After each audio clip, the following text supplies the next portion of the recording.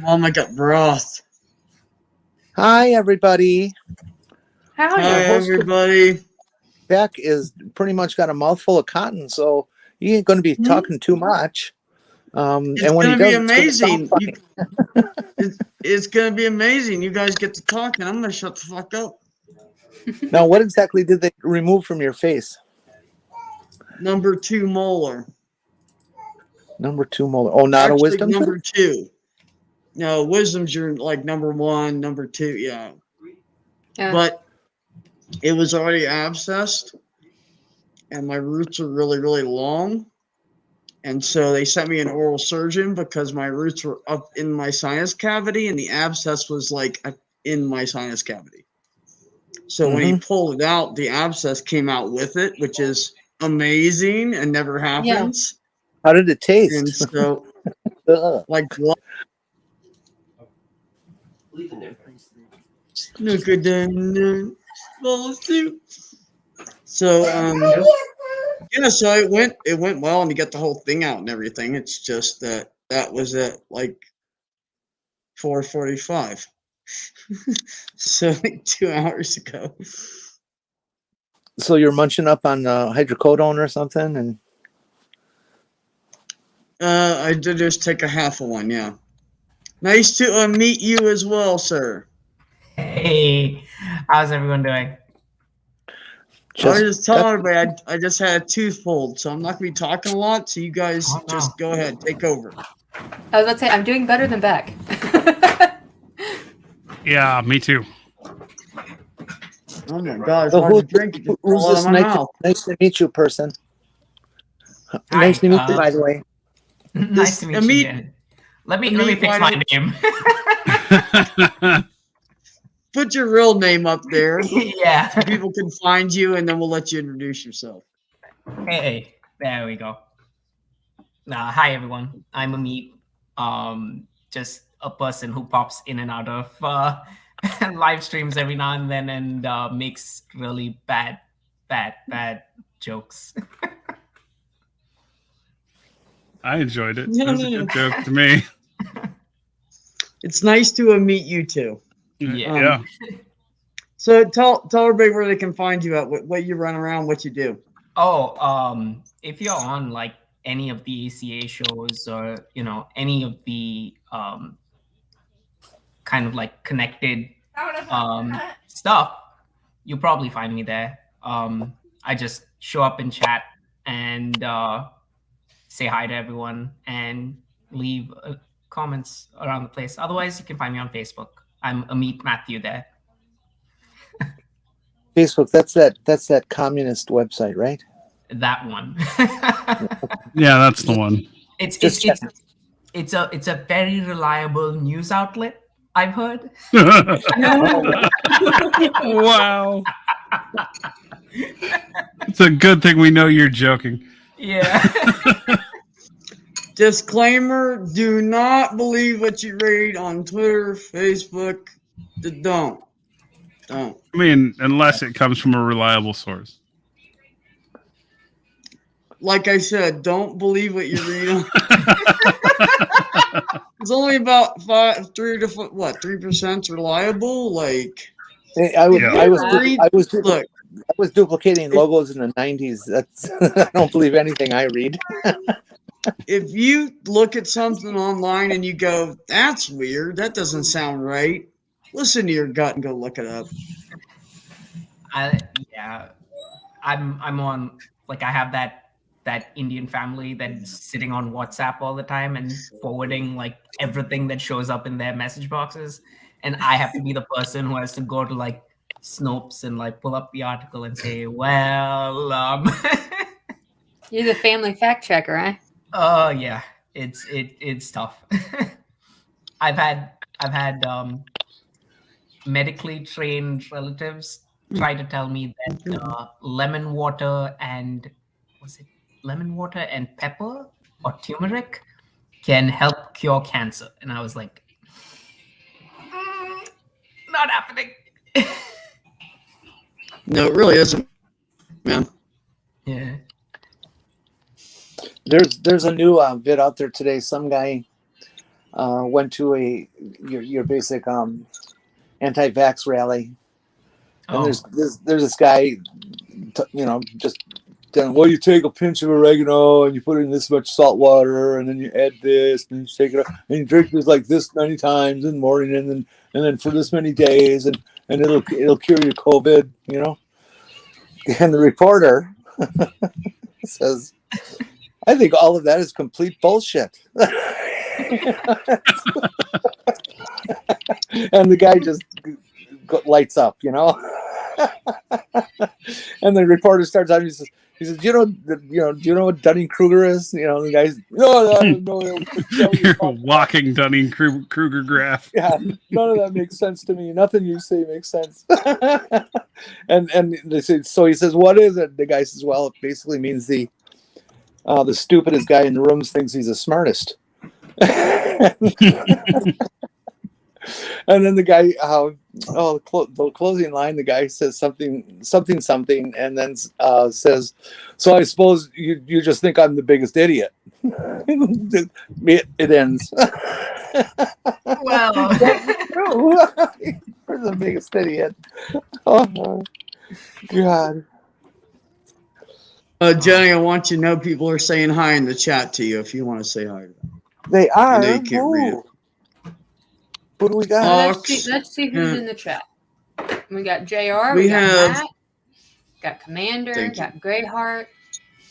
We got Ollie and Cadence and J Dragon and Seraphim. You can just call them Jay. Works. Okay. Yeah. Seraphim. Cadence, you are Ca- here because you just responded Cadence to me said telling she's you not you- here. No, shh! Don't tell anybody. Oh, we have a kitty. Meow. Kitty! Hey, how's it going? It's going Does all all the right. sewing and stuff. Long time no I talk. thought Yeah, it's been a hot minute. an actual cat. Hi, kitty. No, I mean Kitty, the person. Yeah, it's been a long day.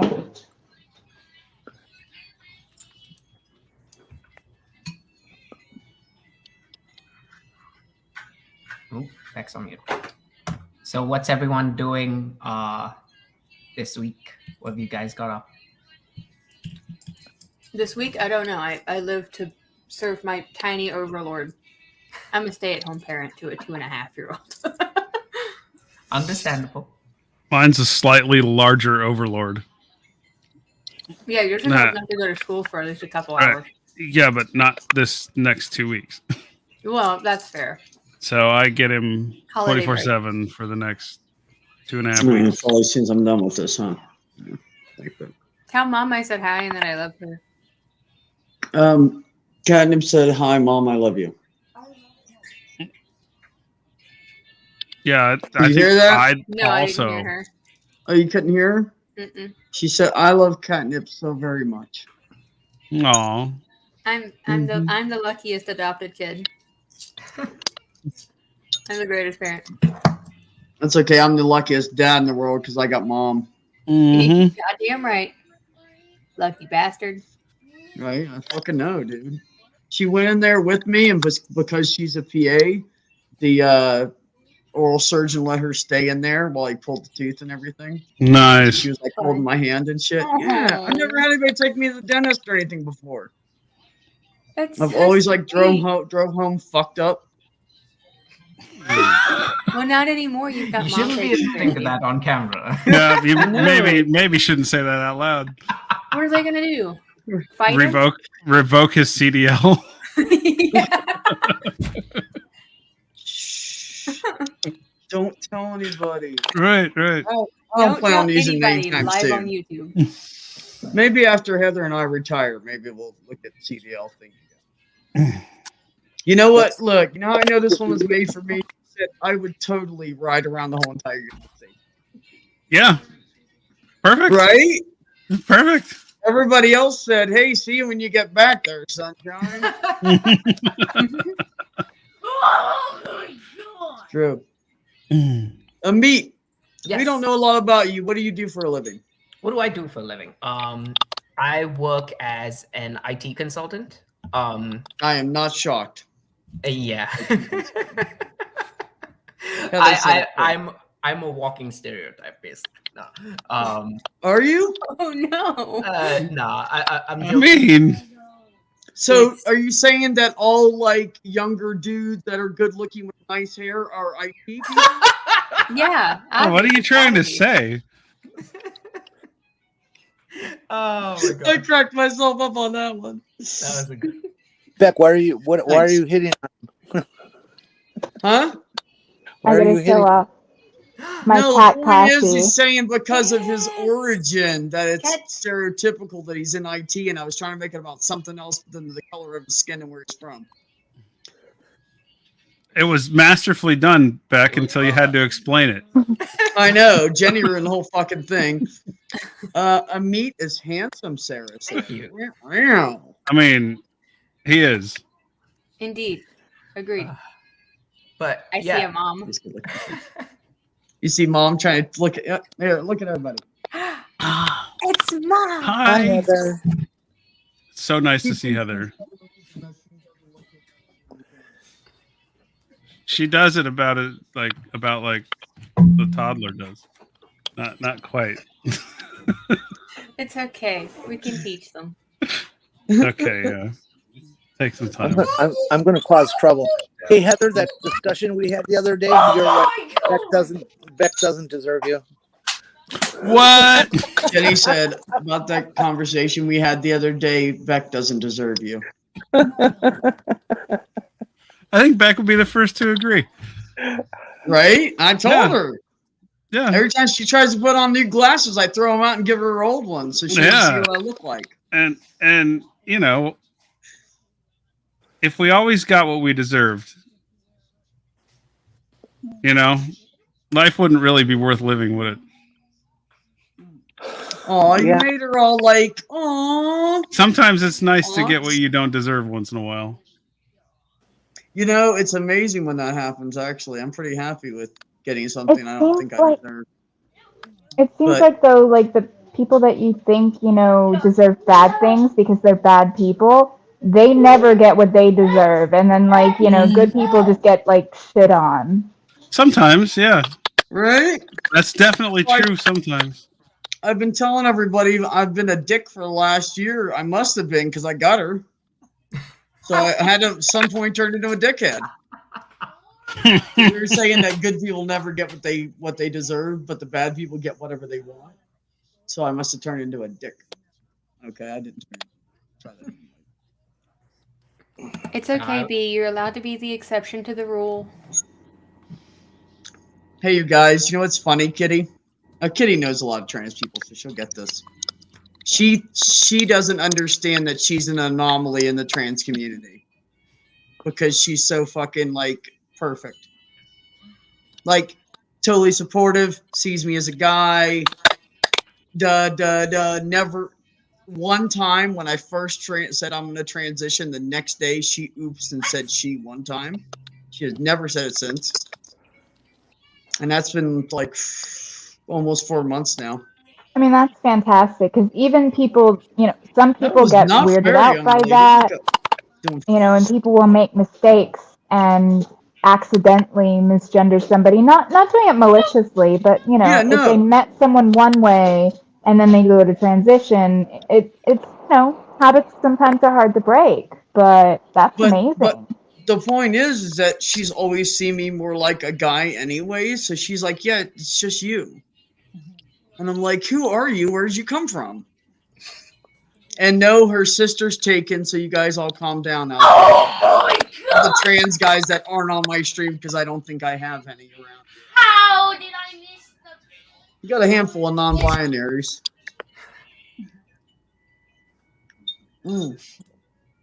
They fall right out of my mouth.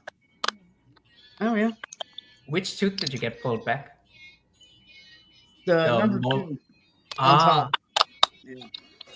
my dad's interesting. He actually never grew his secondary incisors on the. Really? Yeah. So does he have fake ones? No, he just has like a weird gap over there. Like his teeth are like oddly spaced. Mm-hmm. But he doesn't care. He doesn't care. He doesn't want him. Yeah, as long as he's happy, the fuck cares anyways, right? Yeah. Hi, Gary. Thank you for coming by, buddy. Well, that's true, Ox. That's true. Gary, are you high or on PCP that we're all figments of your imagination? Yeah, especially because I've met us. That's gotta Yeah, be intense. That's gotta be an intense high to imagine us. Right? Because, I mean, you really got to think really far out there, dude. Yeah. That's like some LSD mixed with some fucking peyote or some shit. Yeah, it's Um, gotta be something. Hi, Kyle. Love you, brother. Hi, Kyle. Speaking of which, since I see Ox in the chat, hopefully I say this right.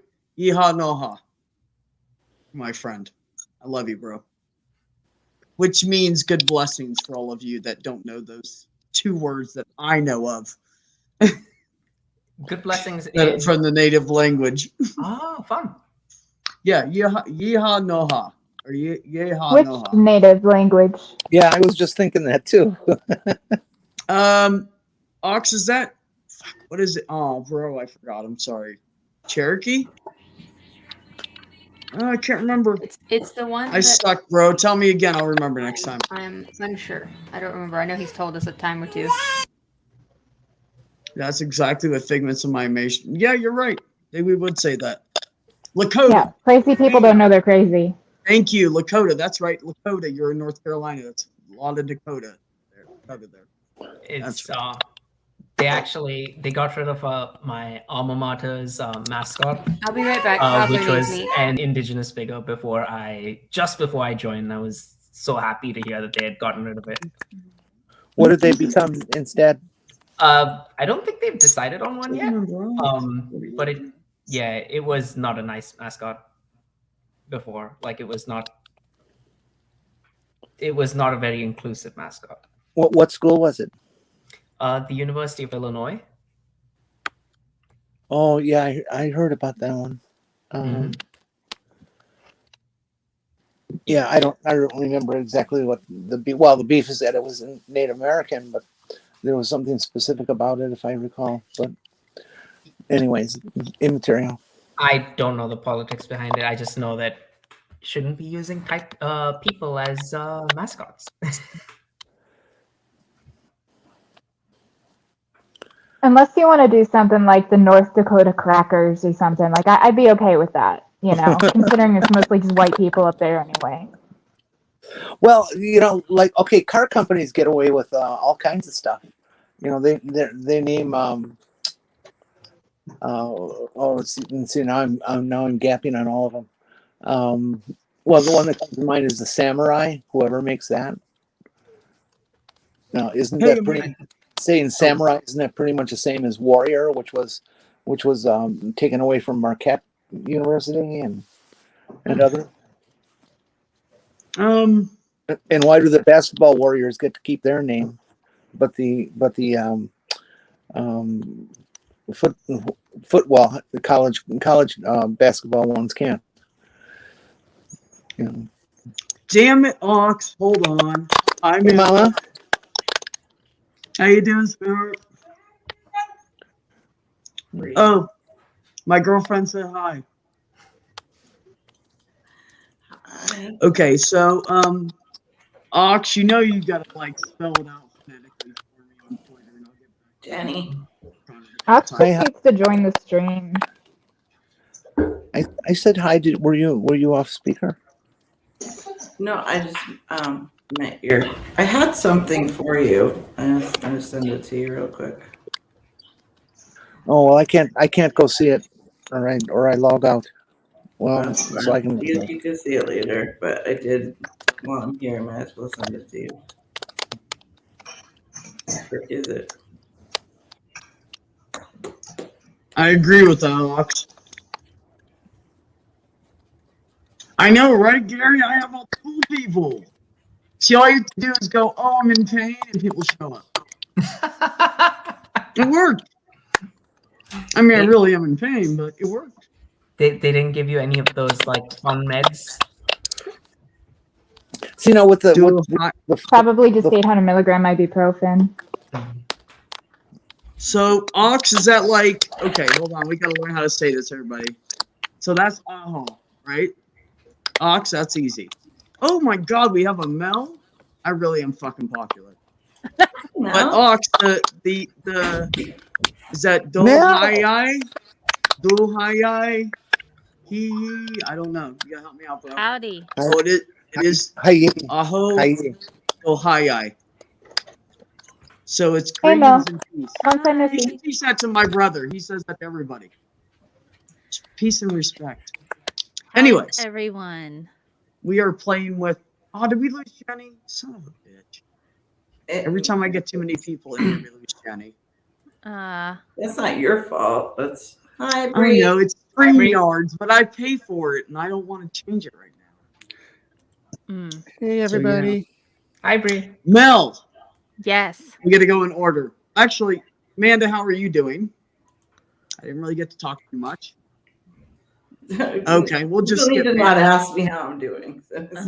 Oh, baby, I'm sorry. Uncle Beck give you a hug? Thank you. I would. Hi, Mel. Hi. How you doing, sweetheart? I'm surviving a pandemic. And that's Is better that than what not. happened to your friend? No.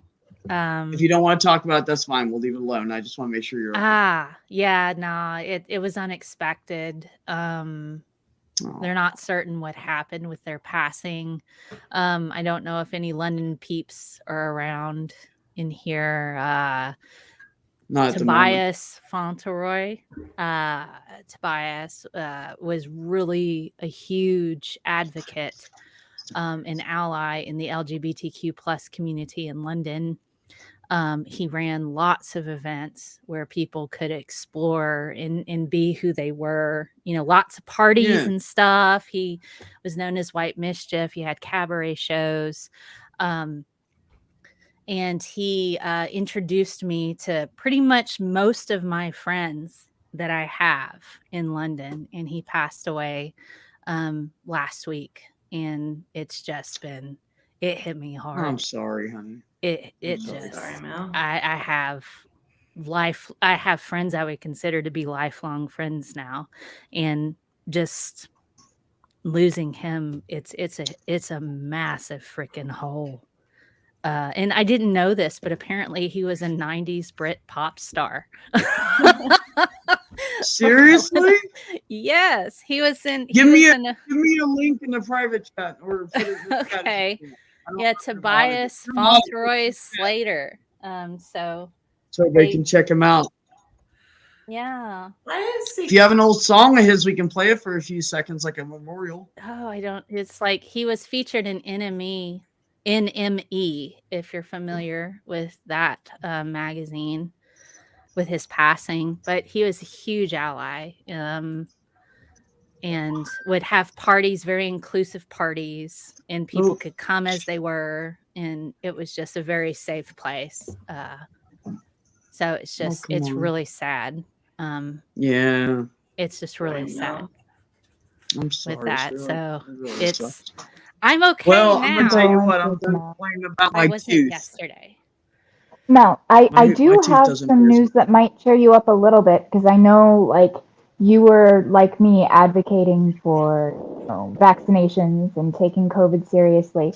My son, who is 7, got his second dose of the COVID vaccine on Friday, and my vaccine-hesitant sister, the last one in my immediate family to not get vaccinated, did it on my birthday yesterday. So her and her husband both got vaccinated, and like they had put it off, but then they had made a decision as a couple, if one did it, they were going to do it together, and my sister wants to look for a new job, and that's kind of a requirement now. So she's still like wary of it, but she did it, and she got Pfizer. She's going to go in a few weeks and get her second dose. And like that was honestly the best birthday present I got, aside from the cake that my son baked for me. Well, happy birthday. That's wonderful. Thank I you. like good news. Good news That's is so welcome. I wanted to cheer you up a little, Wonderful and I news. thought that might do the trick, that, you know, at least a couple more people Okay. are now vaccinated. Yay. We're gonna feed off of that. Ready? We started with Kitty. Let's go around. Everybody, give me one good thing That's awesome that you're grateful for right now. Let's go to Catnip's not here. Bolt, give me something. Well, I had a really good vacation. So got out of town for a Good. few days, got to come home, safe flights. It was fun. Excellent. Thank you for that. Meet, give me something, buddy.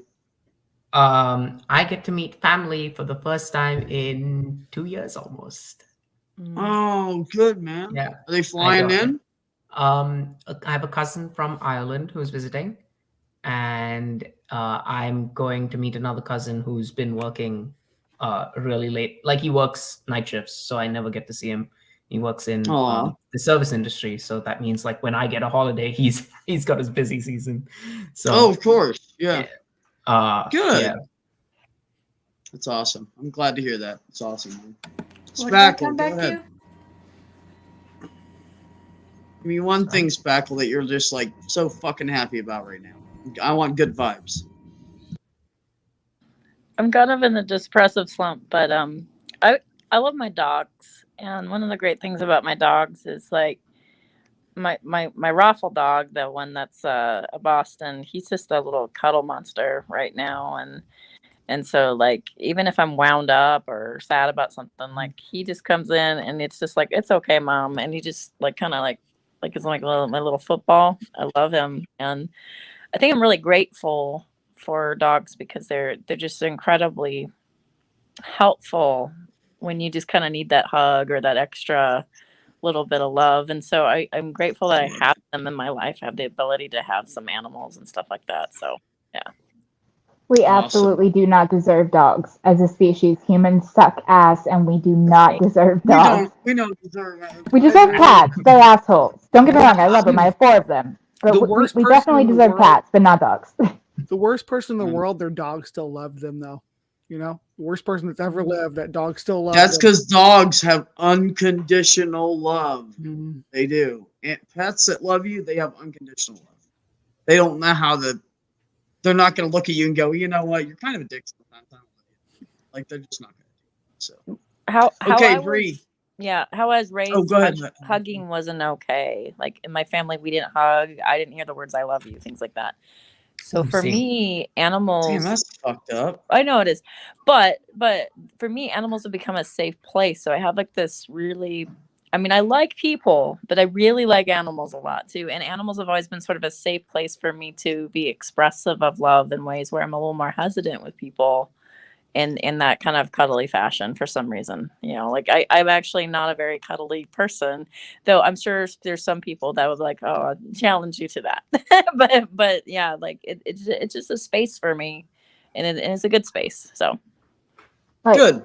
I told you, Deeds, like, honestly, truly, I love you. You are one of my closest online friends. I adore you. And if I ever win the lottery, I'm totally kidnapping you to my hippie commune. There'll be like lots of animals everywhere, and it will be peace and love for all. Lots of animals. Dude, I want to go. Yeah, you're all invited. I will literally have the queerest fucking hippie commune. Like, it's open to people even if they're not queer, you know, like, because we gotta respect our hetero brothers and sisters. But no, it's just like there'll be farming and animals would be a big piece of land. I'll like build like an apartment complex and like, you know, it'll be great. It'll be absolutely great. Like, live off the land, slightly off the grid, but with high speed internet. Like, I will pay to have fucking fiber optic cable run out there because I know Fuck yeah. none of you All the solar fuckers will be panels- able to live without internet, myself included. Solar panels will power that shit. We'll be fine. Kitty. How cool would Okay, it be to Bree. have alpacas? Okay.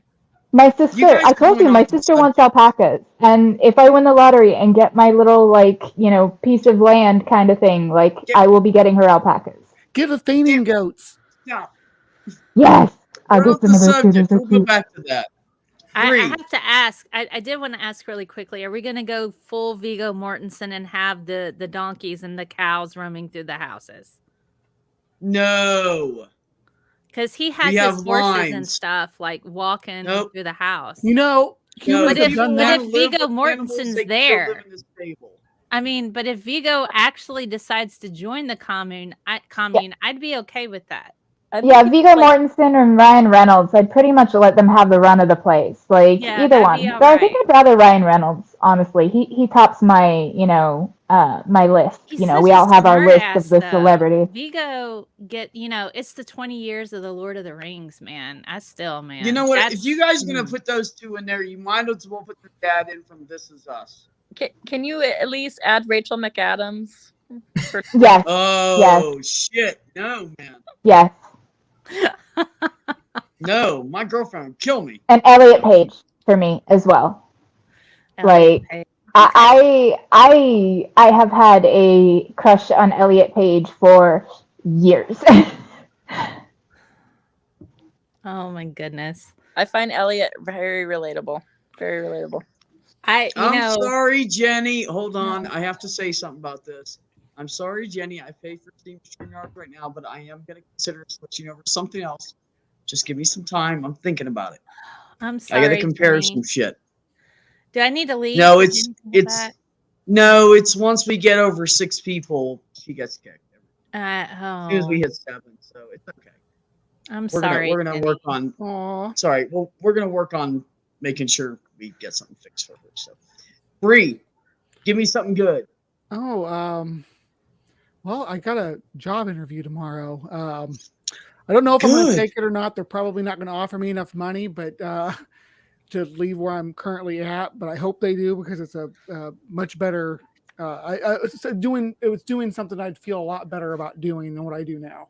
Oh, good. Like I get putting That matters. good out into the world, and I could feel good about what I'm doing instead of just being kind of neutral about it. I'm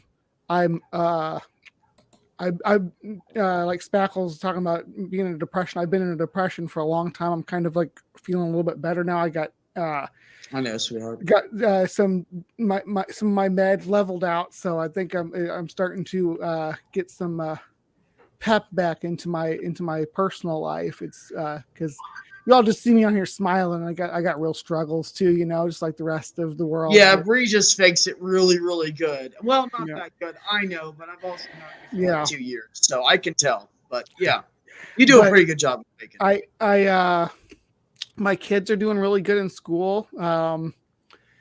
I got my my wife something that I know she's just gonna love so much for Christmas. I cannot wait for her to open it.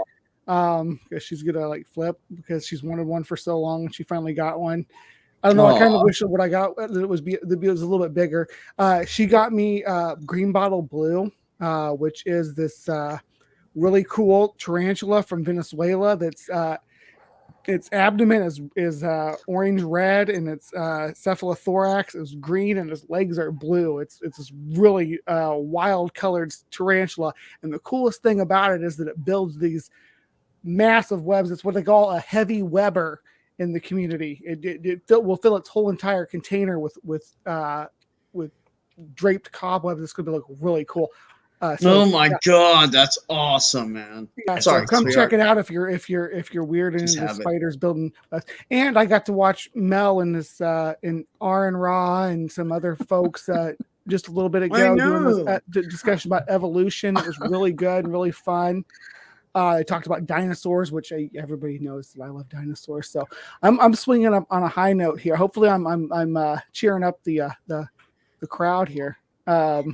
But yeah, I have to say, Bree, I really love the 80s like feel that you're giving with your outfit. I'm like, it's full on Howard Jones, Thomas Dolby. She blinded me with science, It's just like I love it. I love it. I love The it. 80s were great. I was made in the 80s. Me too. I was born in 86. What about you, Bree? I was made in the 70s. Speaking of Bree, I do have to say, and we all know you've been going. Well, almost everybody here knows you've been going through a lot of shit. And I'm going to tell you, I can feel that you're more comfortable with you every time I see you on a stream. Yeah, and I'm very happy for you. It's been a roller coaster. Yeah, I know. Yeah.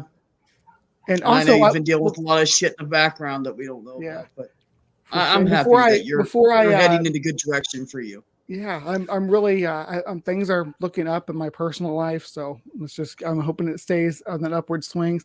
And also, this is the first time I've been on a stream with a meet, I believe, or meet, yeah. Oh, you. And Yeah, I always talk to a meet. Yeah. We always talk in the side chat and the meets. I'm always reading the meet super chats on the perspective. So it is so, and I think we've talked in Discord before, like at an after show, but never been on a YouTube stream together. So good to see you, my man. Hi, agree. I really like your glasses, by the way. They're really I like steampunk glasses is what I call them. Totally steampunk. I like to bright, you cosplay. gotta wear shades, man. Yeah. I like to I got all kinds of cosplay stuff that I dress up in. I like to go to like steampunk. They have steampunk days in the Hannibal. It's not too far from here. We go down there and put on a top hat and wear my little steampunk glasses and just be a big nerd. But Nothing wrong with that. So I'm gonna say what I'm grateful for. First of all, besides being lucky enough to have a great job where I can help people and I actually enjoy it. And I will, okay, I'm going to brag a second. So I'm the lowest person on the totem pole at work. And because the one that has 7 years experience doesn't want it, and the other one that is currently has the job is not doing very good, they're going to make me office manager. And when Dr. Deb retires, I'm going to be helping Heather run the business. That's awesome. Huge compliment. That's number one. Number two, I mean, I am truly, and I'm not just saying this because you fuckers are here, because I would say it if you're not, but I am truly grateful for all of these amazing people I have that I've met through YouTube. And it's been almost exactly 2 years now since I met all of you people within like a couple of weeks. And well, besides the newer people, but Amit, this still goes for you too, because I appreciate you too. But I love all you guys and I love my YouTube family. And I love that, like I always say, like we always have each other's backs and we're always there for each other and we're always supportive and we're always loving and everything. So thank you, all of you. I appreciate it. You're welcome, you likable bastard. I know, fucking shit. I try to be more of a dick. I'm just really bad at it. I'm working on it though. I'm gonna be a dick next year. You're a lovable cat, so it's all good. It doesn't seem to be in your genes to be a dick back. I try, Bree. I really do. I can even be shitty with somebody. Takes a lot, but I can do it. There's a picture of what a red panda does when they're threatened. They stand up and they do this and become large and even more threatening. I'm like, they're like so this? cute. It's like they're a furry little red cute thing going. I was gonna see, have you seen a red panda? How does that ever become threatening? Like what, to a mouse? Okay. Maybe the mouse is scared. Oh my goodness. I feel like that's me sometimes when I yell at people. I'm gonna get you. And like, she's so cute and she swears. Mel, have you ever seen a spotted skunk? What they do when they're threatened? What do they do? What do they do? They do a handstand. Like they stand on their hands. They do all. There's like 9 species of them. They all do a handstand. Who does? A spotted skunk. Oh. And they flick their tails and they do a handstand. And it's to say I'm gonna spray you if you come near me, but it's adorable to see them do it. So it's like, you're like, oh, look at the little butt. So I'm gonna smell like ass for 2 weeks, but it's totally worth it. I am absolutely obsessed. My son got guinea pigs for Christmas. He got them a little early. I love the noises they make. These little like chittering and chirpy sounds. They're so stinking cute. They sing to each other. My friend's guinea pig has a Wookiee noise it makes. I was like, ha ha ha. I'm like, what the hell Yes, is this? yes. They were just doing that. Like, my sister wanted to get him a guinea pig, and my son had been asking for 8 months for a guinea pig for Christmas. So it was kind of like, all right, he really wants this. He's not letting it go. So my sister got one and we brought it home, and then I did even more research and I'm like, no, we need to get a second one because they don't do well solo. So we went back to the same place and got one from the same enclosure that was there the day before. So they knew each other. Both are males, so I don't have to worry about overpopulation of rodents in my house. But he named them Masha and Bear after two characters from like his favorite cartoon show. And they are so stinking cute. Masha has a calico pattern, so she's white with a face that's half brown and half black, like split right down the middle. And then she's got like brown and white and black spots on the rest of her. And then Bear is like a brown. He looks like a little grizzly bear. He's a brown color with like milk chocolate highlights, like at the very tips of his fur. Like I showed them off on Gigi's stream that she did this past Wednesday at the end of the stream, and they are so cute. I think I saw them on. Did you post them on Twitter too? I think I saw pictures. I think I posted I think I put a video of them on Twitter, on my Twitter. Like they are just so cute. I'm still working on handling them every day. You know what a capybara, the big. They're like giant guinea pigs. Yeah, the brown one that you have looks like a big, like a little tiny capybara. It's so cute. I mean, that's not wrong, Cadence. You know, you're not wrong.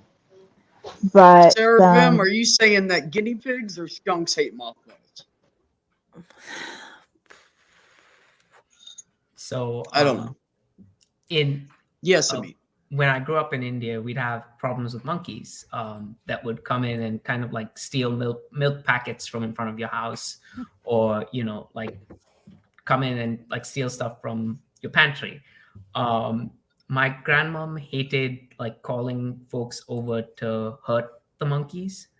So what she had like these bunch of like traditional ways to like catch stuff, and one of the ways was to get a coconut and to make a small hole in it and put nuts inside. And the monkeys come in and they reach inside to grab the nuts. They put their hands in and they make a fist. their hands stuck. And their hands are stuck inside, and then they're sitting around like just trying to get their hands out, and they leave after that because they've had a bad experience, and I guess they just don't want to be around. Hey, monkeys are sensitive too. They're macaques, Poor right? little fellers. I believe you gave them hand PTSD.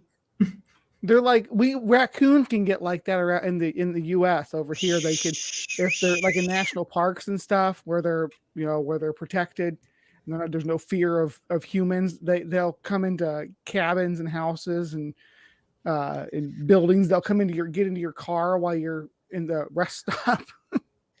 Oh my goodness. Raccoons are trash pandas. I do adore raccoons. They're adorable, yeah. They really are. And so are opossums, But yeah, I find no, they are cute too. they're terrible with traffic in I my love the area. little Oh yeah, same here. The raccoon's little hands are adorable. They are. They're like little My favorite's still the fox, though. One day I will have a pet fox. One day before I die. Even if I have to import one of those domesticated foxes from Russia. Russia. Yes, like I don't care. One day I will have a Shiba Inu and I will have a fox. Maybe not at the same time, but I will have each Have you because seen all the colors Foxes are so much work. Those silver foxes come in? oh, they're so pretty and I want one. They have like dog patterns and stuff on them too, because I want one so bad. They're so They're pretty. so much I'm gonna start work. sharing some of that on Twitter. They're You so have to like adorable. reinforce your walls. Kitty, have you seen on TikTok the fox? There's somebody she has like 2 or 3 foxes that she like adopted or rescued or something. Interesting. Did you? Yeah, did you jealous. guys know? I I'll was just gonna find throw you in some I'll science when find you're you ready. her name and send you the link or something. Did you guys know that there was an evolutionary study on foxes when they were trying to see if they could domesticate foxes like dogs? Yeah, that's the silver foxes that we were talking about. They sell them now. You can buy them. They're Oh my goodness. they're so pretty. They adopt the cuteness that Mhm. dogs adopt. And the neoteny with the big heads and Yeah, I know. And the little eyes, they're like, hey, love me. My little Mhm. long haired chihuahua, which wants nothing to do with me right now. It's like when I'm sitting down and I'm watching TV, they're like my little dog Nina, the little furry, tiny shoe size. I know, so cute. Dog. She'll be like, "Why don't you love me?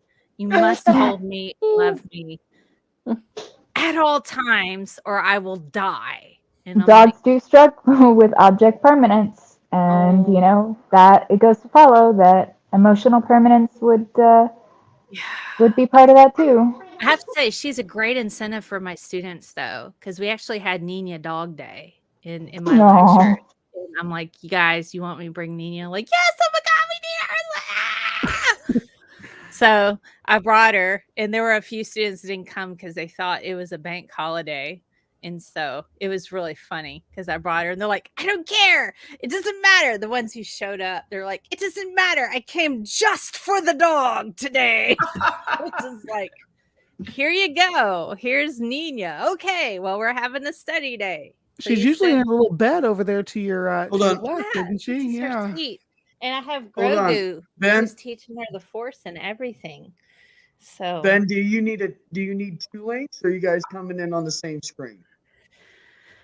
Let me know, because I will ask someone to leave if you need. I can. You know, I'll drop off. I'm No, no, about no. ready to head out. Okay, I'm at a calm down. friend's Let's house. find out first.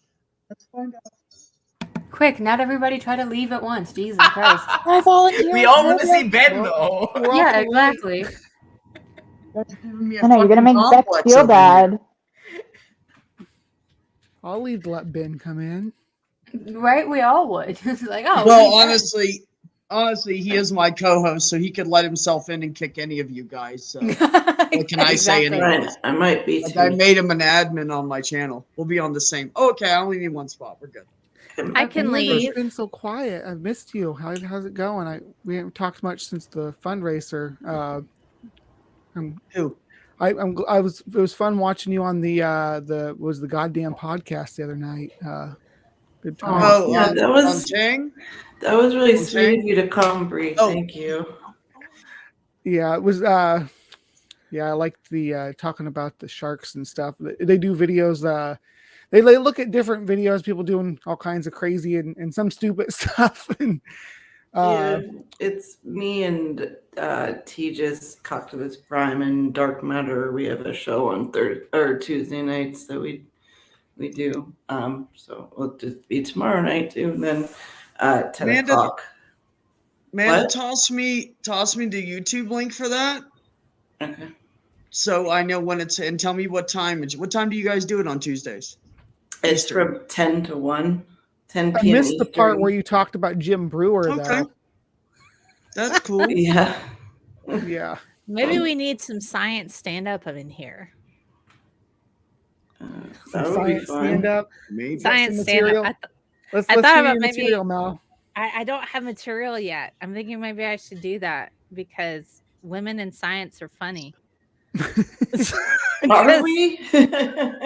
We kind of are because somehow we made it into the boys club. We should smoke cigars and drink whiskey and kick the ones with the penises out or something. Oops, I wait. don't know. I mean, Sorry, I sent you a smoke picture. cigars. Yeah, and we drink should. whiskey. I don't know what's wrong with Just that. wait. Female scientists will figure out a way to propagate the species with no need for male intervention, and then women will rule the world, and it will become a better place. Let's be honest. Didn't we get that from Jurassic Park, Michael Crichton's movie? Yeah. You know, Laura I Dern. remember seeing something about research being done about essentially almost like an artificial insemination, but without a human male. They were just like rearranging DNA to see if they could get it to work. I remember reading something about it a while back. I'll have to go look for it. There's some higher life forms that can do that, like condors can reproduce asexually. It's really and you know that birds are pretty intelligent and complex organisms.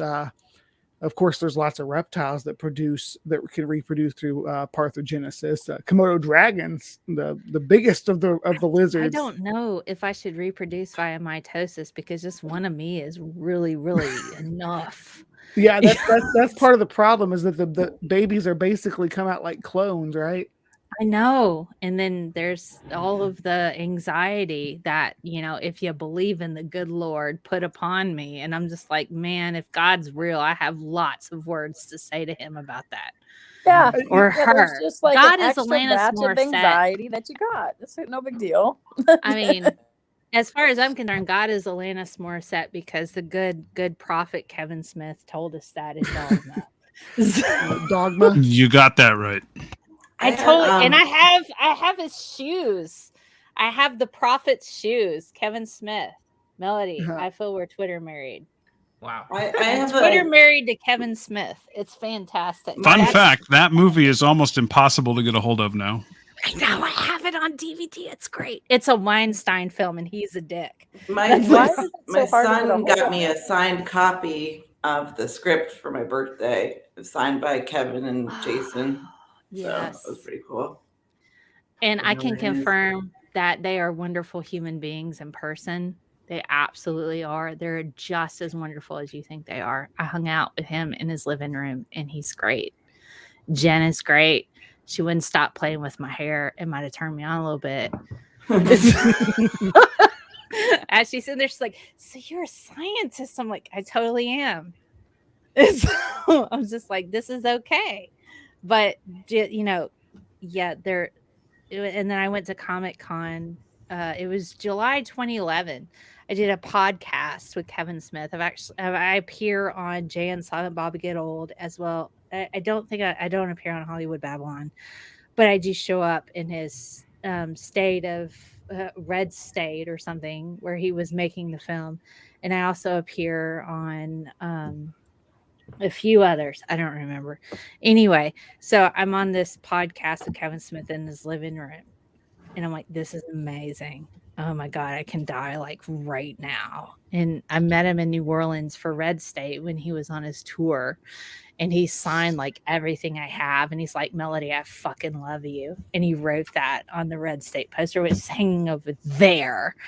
But he's a wonderful human being. He is absolutely a wonderful human. And when he found out I was going to Comic-Con, he was like, we got to get her in the Etnies party.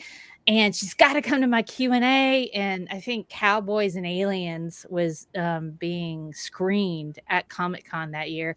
And I'm like, screw that. I got front row tickets to the Q&A session with Kevin Smith at the San Diego Comic-Con.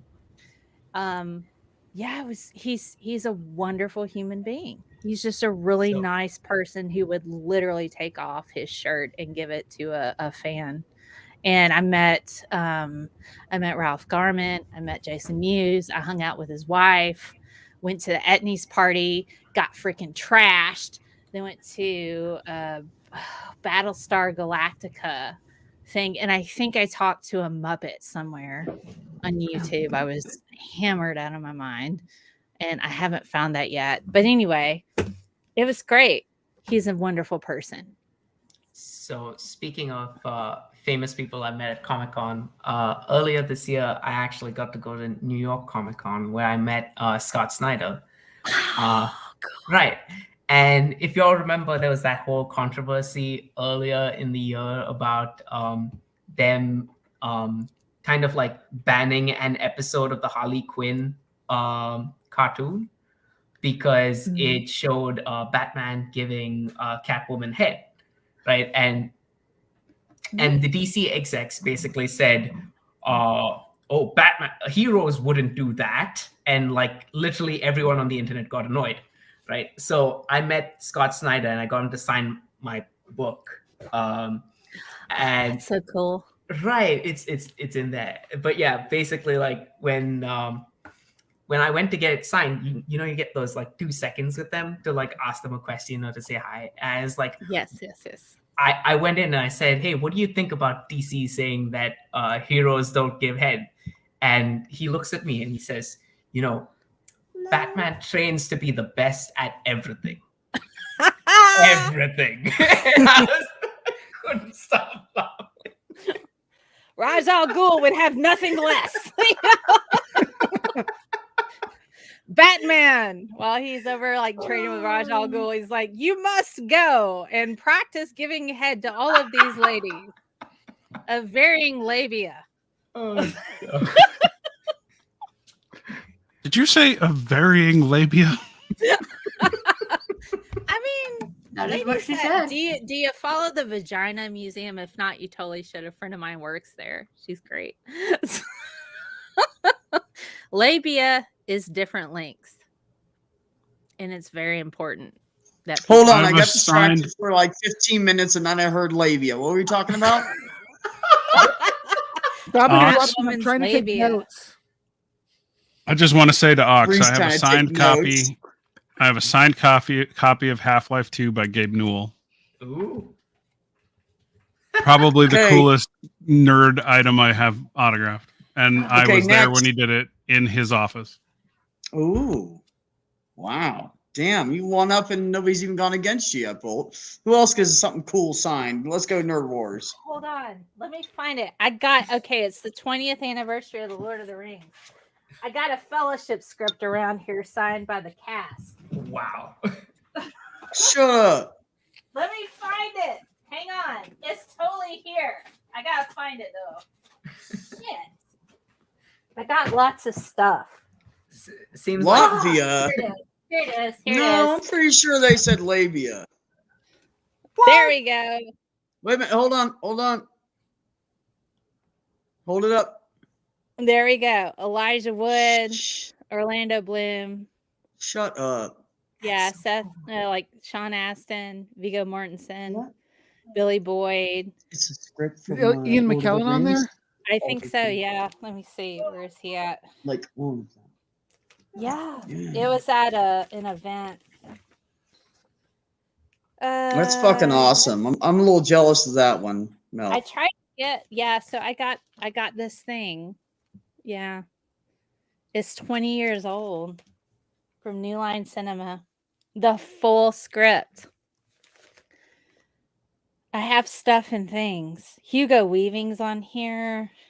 Billy It's because Boyd, you're Elijah awesome, Mel. That's why you have things. Hugo and one. No, Ian McKellen wasn't on here. Damn it.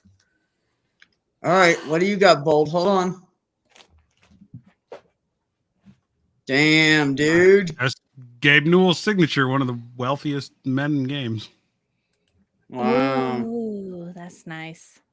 That's a good one. Also, when I bought this copy, game boxes were smaller than this. But I bought it online and it is actually out of region. Mm. This is the Asia Pacific box. It says on the bottom if you can read it. I doubt it. Too dark. Boo. But yeah, I took it to the office. The only other things that I'm proud of having autographed are things like Pat Rothfuss's books and some things like that by the Oatmeal and little shit. Tad Williams stuff. I like him. He's a good author. We have Carrie Ellis's autograph on a book. No. Cool beans. But I don't think it holds like a candle to your collection there, Mel. no. I've probably spent way too much money on my stuff. I do not regret anything regarding Kevin Smith. I actually have 2 Red State posters. One is an original Red State poster signed by Kevin Smith. I love that movie so much. It's so great. I was bidding on it because when the film came out, I had a separate podcast called Plastercast for a little while, and it's extremely irreverent. I was going to say irrelevant, but it might be that too. And it was kind of dirty sometimes. And we were mostly just people that I meet on the internet. We would talk. And then I have another one that I got when I went to his talk in New Orleans when he was on tour with the Red State Film. He had the full cast there. He had Stephen Root, Melissa Leo, all of them. And it was awesome. And when I met him, he was just like, I had a different Twitter account and I would talk to him on that. And it was public at the time. I was working on my first undergrad degree. So I was really bored. And so when he would jump on, I'd get a notification. I'd start tweeting to him. And we would go back and forth doing John Hughes lines, like from films and stuff. And then I would, I have some film background, so I would be like making edits with him and Jay Muse dancing to weird 80s songs, and he retweet that. I have more views on my like not science account than I do my science account, which is weird. But it's largely due to that. And that's how we got a connection. And then I appear on a couple of his podcasts. But he's great. I love that man. He's wonderful. So many people are like, don't meet your heroes. Meet Kevin Smith. He's a great person. He just fucking is. He's a great human being. At the time, the shoes that I got, that was part of a fundraiser for Haiti when the hurricane hit them many years ago. And he personalized it because we had so much interaction on Twitter. There's one podcast, Red State of the Union. I asked a question, and at the time my Twitter handle was Your Melody One. And Malcolm Ingram was like, hey, I have a question from Your Melody One. She is like, yeah, everybody needs a Your Melody One in your life. And so just like, that was my ringtone for like 8 years. It was Kevin Smith talking about how you need. That would still be mine.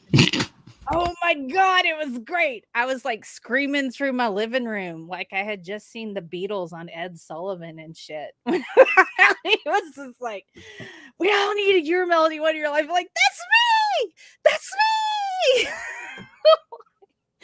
So I got all of that out. So when I met him, I was really cool and chill and stuff. I was like, I'm not going to pull a Will Wheaton because I met Will Wheaton too. And I forgot my name because I was a kid.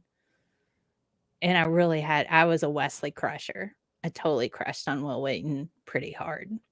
And when I met him on his mall tour, because he toured malls, I like completely forgot my name when he was signing the picture. And he asked me what my name was. And my brother had to tell him. So I'm like, that's never going to happen again.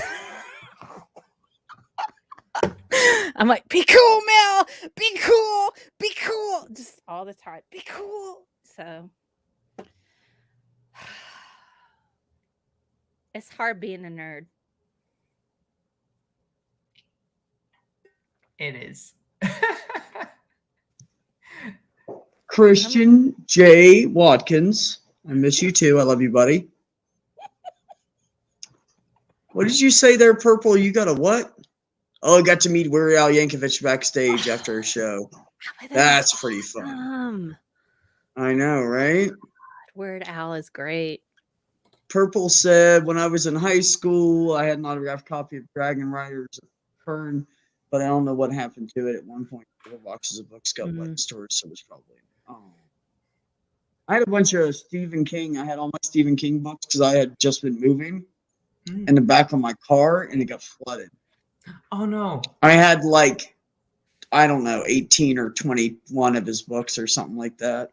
All hardback, all like the really expensive one, all ruined. So I get it. Will Wheaton's law: don't be a dick. No, Holy Spackle, that's my law. You take it from me. It's my YouTube law. Christian, where can I find you at and send you a link, buddy? I got room for one more. I'm saving one for Ben. I thought Dr. Ben was coming. Is student Dr. Ben not coming? Yeah, no, he is. But he's gonna be in the same stream with his friend. He only needs one spot. I actually do need to drop because fine, you just leave. It was nice to meet you, Amit. Nice to meet you, Amit. But anyone who wants to know, my last name is Matthew, so it's nice to meet you. And now I have Matthew. Oh my fucking! You know what? If I didn't like you, hold on, Amit. Don't go anywhere yet. Don't go anywhere. That was horrible. I had to kick you. I have to kick everybody once. Okay, so now, young man, have a great evening.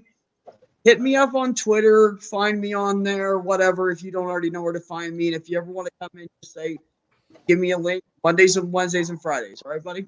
Awesome. Always welcome. Bye. Thanks, buddy. Peace out. Bye. Oh, goodness. I'm trying to do something with my hair because I have so much of it now and it's driving me crazy. Oh, You gotta it's do just a space little bit too buns. slow, buddy. I'm trying to do space buns and it's really hard. I think it's hard. It's easier on my right side versus my left side, but it's okay. I'm getting there. Okay, so that one worked. Now I need to work this one. You know how it is to eat soup when you can't suck off the spoon? You gotta like pour it in your mouth. That's ridiculous. Why are you eating soup, B? Actually, it's just broth. Broth? Because I'm What's up? starving.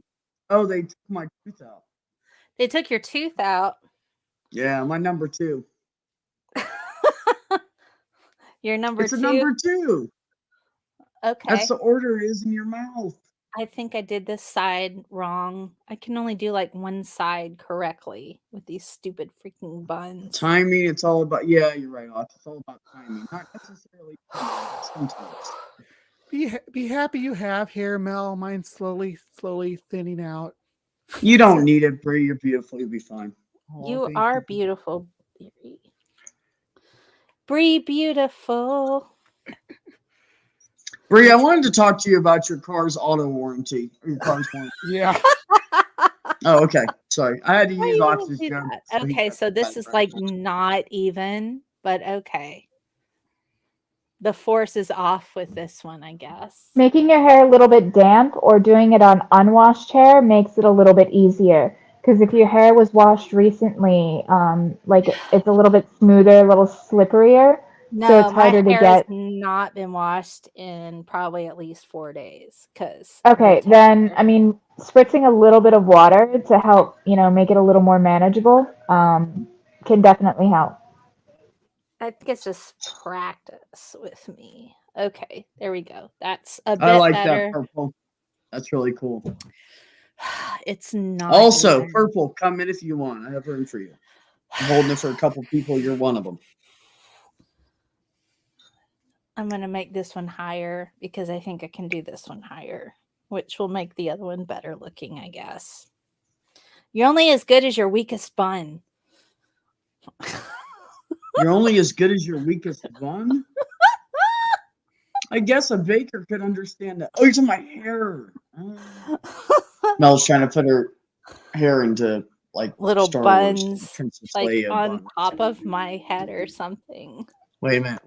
There I we broke go. down and I bought the TikTok leggings that supposedly make your butt look great, and Mhm. I love them because I was blessed with boobs, not a butt. So anything that like gives me a little edge there, and I'm obsessed with these new leggings. It's this one, isn't it? This one's hard. I do need a haircut, man. I'm not gonna lie. You guys are right. I do need a haircut. I haven't had one in at least 2 years. Cause pandemic. I like big buns and I cannot lie. Yeah, man. Nothing wrong with a bun. Little in the middle, but you got much bun. That means you have a tiny brain. There we go. It's a bit better. It's not perfect. This is like super high on my head. I have to make this one super high. It's fine. This is fine. Oh, gosh. And everybody goes quiet and just watches. We're so mesmerized with her bun making abilities. She must be making buns all the time in her head. This has got to be like some kind of little game that you can play on your iPhone or some crap. It's just like, hey, can you make a bun effectively to get past whatever? Shut up. That's I don't care. That's the best you're getting. On some app for kids. Oh yeah, they make apps out of any concept. It's fine. This is the best you're getting. I'm not apologizing. I have lopsided buns. Bun simulator. That's right. Holy spackle. The bun simulator.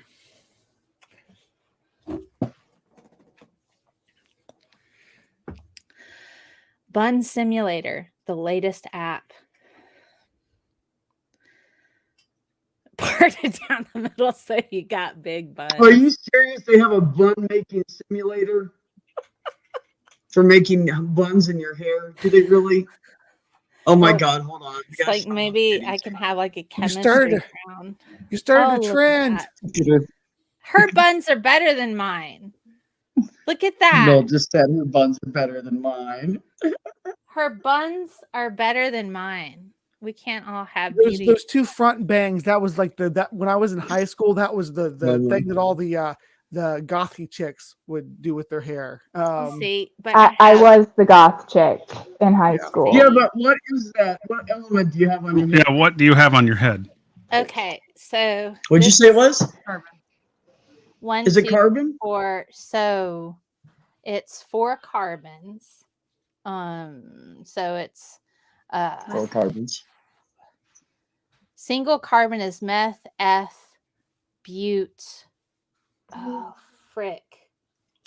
Isobute. So this is okay, so this is butane, but it also has an oxygen. And then this would be considered the first carbon, and we have a nitrogen here with 3 hydrogens. So that would be 1 nitrooxobutane. Sounds flammable. It probably is because it's a carbon-based element. We have oxygen on here, which is great for fire. And then you have nitrogen, an amine group, essentially. Yeah.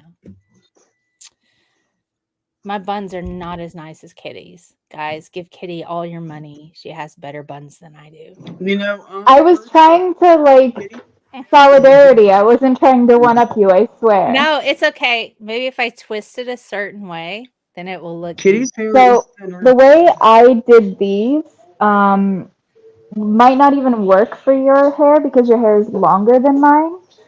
But all right. See, I literally I didn't even pulled it. use any hair ties. This is just my hair tied up on itself. Yeah, so I just wrap it around a few times and then pull it out and just kind of like poof it up. So it's like I only half pull the ponytail through Oh, I see. and do it like that. But because my hair is shorter, I can get away with that. For you, putting in, I would actually recommend 2 hair ties for each side. Pull it up into a high ponytail, then twist and wrap it around the center, and then put another around it to kind of hold it in. And not only will it be more secure and less of a pain in the ass than like using bobby pins, but that would probably be the best way to do it with your hair. Mine, I can get by with like quick and easy, only half pulling the ponytail through. See, I don't have any hair ties in my hair. This is my hair tying itself. Yeah, my hair's not long enough for that. Not since my son cut it for me. He snuck up on me with scissors a while back. He pulled a jackass on you? He did. And Did he my mom started calling me Rapunzel afterwards, and I'm just like, fuck you, Mom. Oh my goodness. He cut off like almost See, 20 inches of hair. Because like from where he cut it, like I ended up having to cut it to about like here. Because my hair was like down to like here. And so yeah, it was about 20 inches of hair that he cut off of me. That's wrong. Yeah, well, I mean, he's 7 and autistic, so he doesn't truly understand consequences yet. Like not in the same way as other people do. Yeah, that's fair. I mean, I was upset, but it's just hair. Like I randomly will get bored of my hair. I'll grow it down halfway to my ass and then be like, you know what? I'm done. And I'll cut it almost as short as Bex. Like it'll be like not buzz, but like clipped in the back so that it's like completely up off of my neck with like longer bangs in the front. So like a really short pixie cut. Mm-hmm. Think like, you remember the recording artist from the 90s named Robin? I think so. I think the name of the song was Show Me Love. Hold on. I'm going to have to look it up. But my hair was cut just like that from her album. I've thought about just shaving my head and then just getting wigs for a little while and see what happens. It'd be a lot cooler, and I'd probably lose 20 pounds.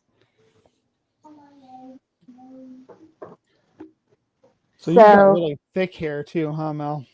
Like that. Too. So it'll be long in the front and then like gone in the back. So it's very, very Jennifer Aniston kind of. Let's see if I can find a better picture. Me too, Sarah. I just took mine. An Oxy because my fucking jaw is starting to hurt really bad. Shoot. Whew. I don't think I took mine. The then. bad thing is this is a side where I broke my jaw years ago. And they were like, well, we could re-break it and fix it. And I told them to fuck off.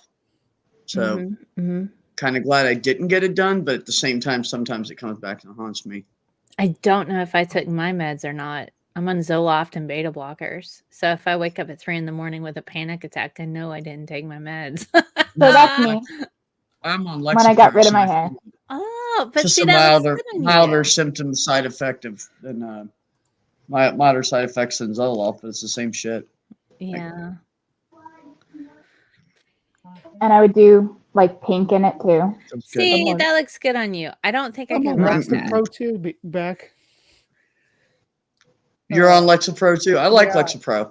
And I tell you what, if I don't take it, I'll know because I'll wake up like sweating in the middle of the night, like just drenched. in Really? sweat. Yeah. I don't get anything like that. What I get is after day 2, I want to fucking tear somebody's head off. I'm only on. And it's really keeps my PTSD tamped down a lot. And my spurts of back anger. on So it. when I don't take it, it's bad. They switched me When over I did to Harley Quinn. Alprazolam, and for Hold on, for a I'll show while. that, Kitty. So this was the back of my hair. I dyed it Yeah, I feel myself you, and it Bree. came out pretty good. Oh, that's nice. I like Back that. when I did Harley. Comparison photo. I was pretty That's happy with it. nice. I like that. That's so cute. I'm going to take my meds. I'll be right back. Oh, good. All right, sweetheart, go do it.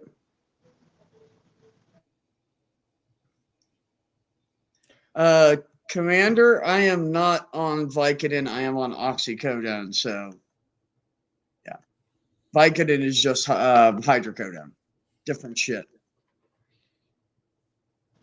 Oxy is the generic for Percocet, in case anyone was wondering. There you go. I think the main thing that helped me was the freaking thyroid medication. Of all things, man, having your thyroid levels off, that messes you up. I was like, I'm pretty sure mine are, Bree.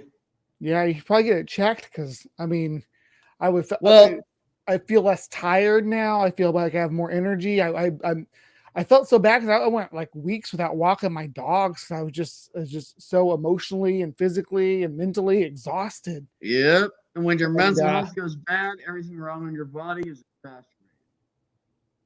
Yeah. Sucks. All my levels were way off, and getting that balance back out, I feel like I feel 10 years younger.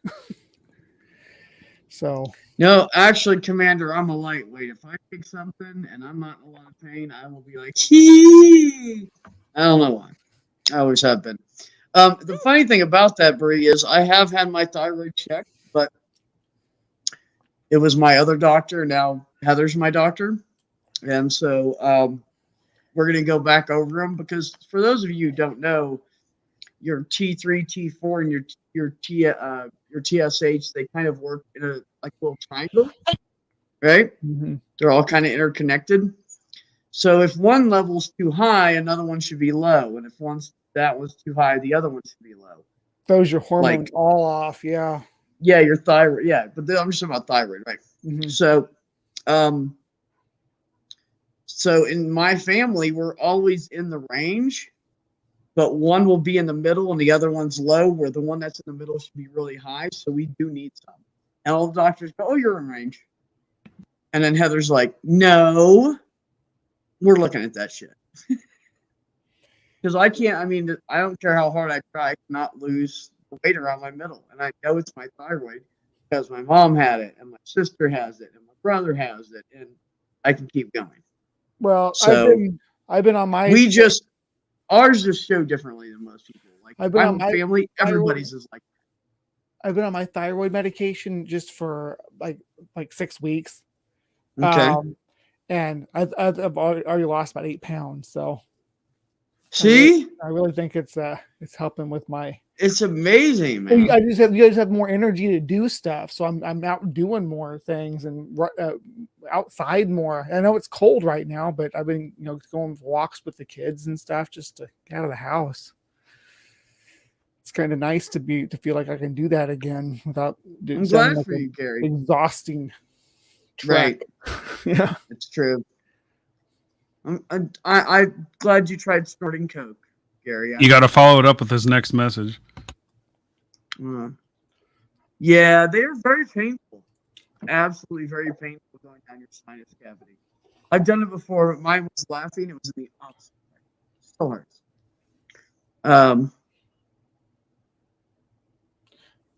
Well, yeah, see, the problem is, Gary, it's hard with a lot of people to determine who's in chronic pain and who's abusing pain pills. That's where the problem lies. Because the ones that are abusing pain pills, they know what to say. And the ones that are chronic, if you say, hey, let's send you to this kind of PT or let's go get this kind of scan done, see if we can help you. They're like, yeah, could you? And the other ones are like, no, I'm fine. Yeah, no, you're not fine. So I can pretty much tell from working in a doctor's office for almost 8 months now, which one's which. Yeah. I mean, just to be devil's advocate, of someone who has dealt with chronic pain since I was 19, sometimes you're just tired of being a pincushion where you've tried every injection, infusion, spinal cord stimulator, and they don't work for you. No, I know. There's a point where you're like, there's nothing else you can do. You're absolutely right. And if medication helps allow you to have a quality of life, then I'm all for that, Fuck yeah. But then I'm very libertarian. Like, I'm a libertarian socialist. And so, like, I honestly believe, that drugs should be legalized, taxed, and regulated. Make sure that what you're buying is what you expect to buy so you don't have accidental overdoses because it's cut with fentanyl or whatever. And, then instead of enforcing people doing something to their own bodies, which I think you have a right to your own body, to do whatever you want to your own body. Just don't get behind the wheel of a car, that kind of thing. If we focused on treatment programs and also social safety net programs to lift people out of poverty, which is the #1 precursor to drug addiction and crime, it is growing up in poverty. So if we can address those issues, we could save an entire generation and going forward, prevent the, school to prison pipeline, the unnecessary use, because people use drugs as an escape from their shitty lives, and I don't blame them. I like escaping in video games. I mean, same basic concept, it's just one is a lot healthier outlet than the other. But again, it's your body, and if you want to fuck it up, that do you. Like, as long as you're not impacting others, i.e. getting behind the wheel of a car, or you're supposed to be like taking care of a child and you're so strung out that you can't move, like, then you're impacting others. Just like there's really, only one exception to my full bodily autonomy, and that is vaccinations, because I believe in mandatory vaccinations because it's not just you're impacting, it's everybody else. And I do believe in some restrictions on abortion, mostly like what's outlined in Roe v. Wade.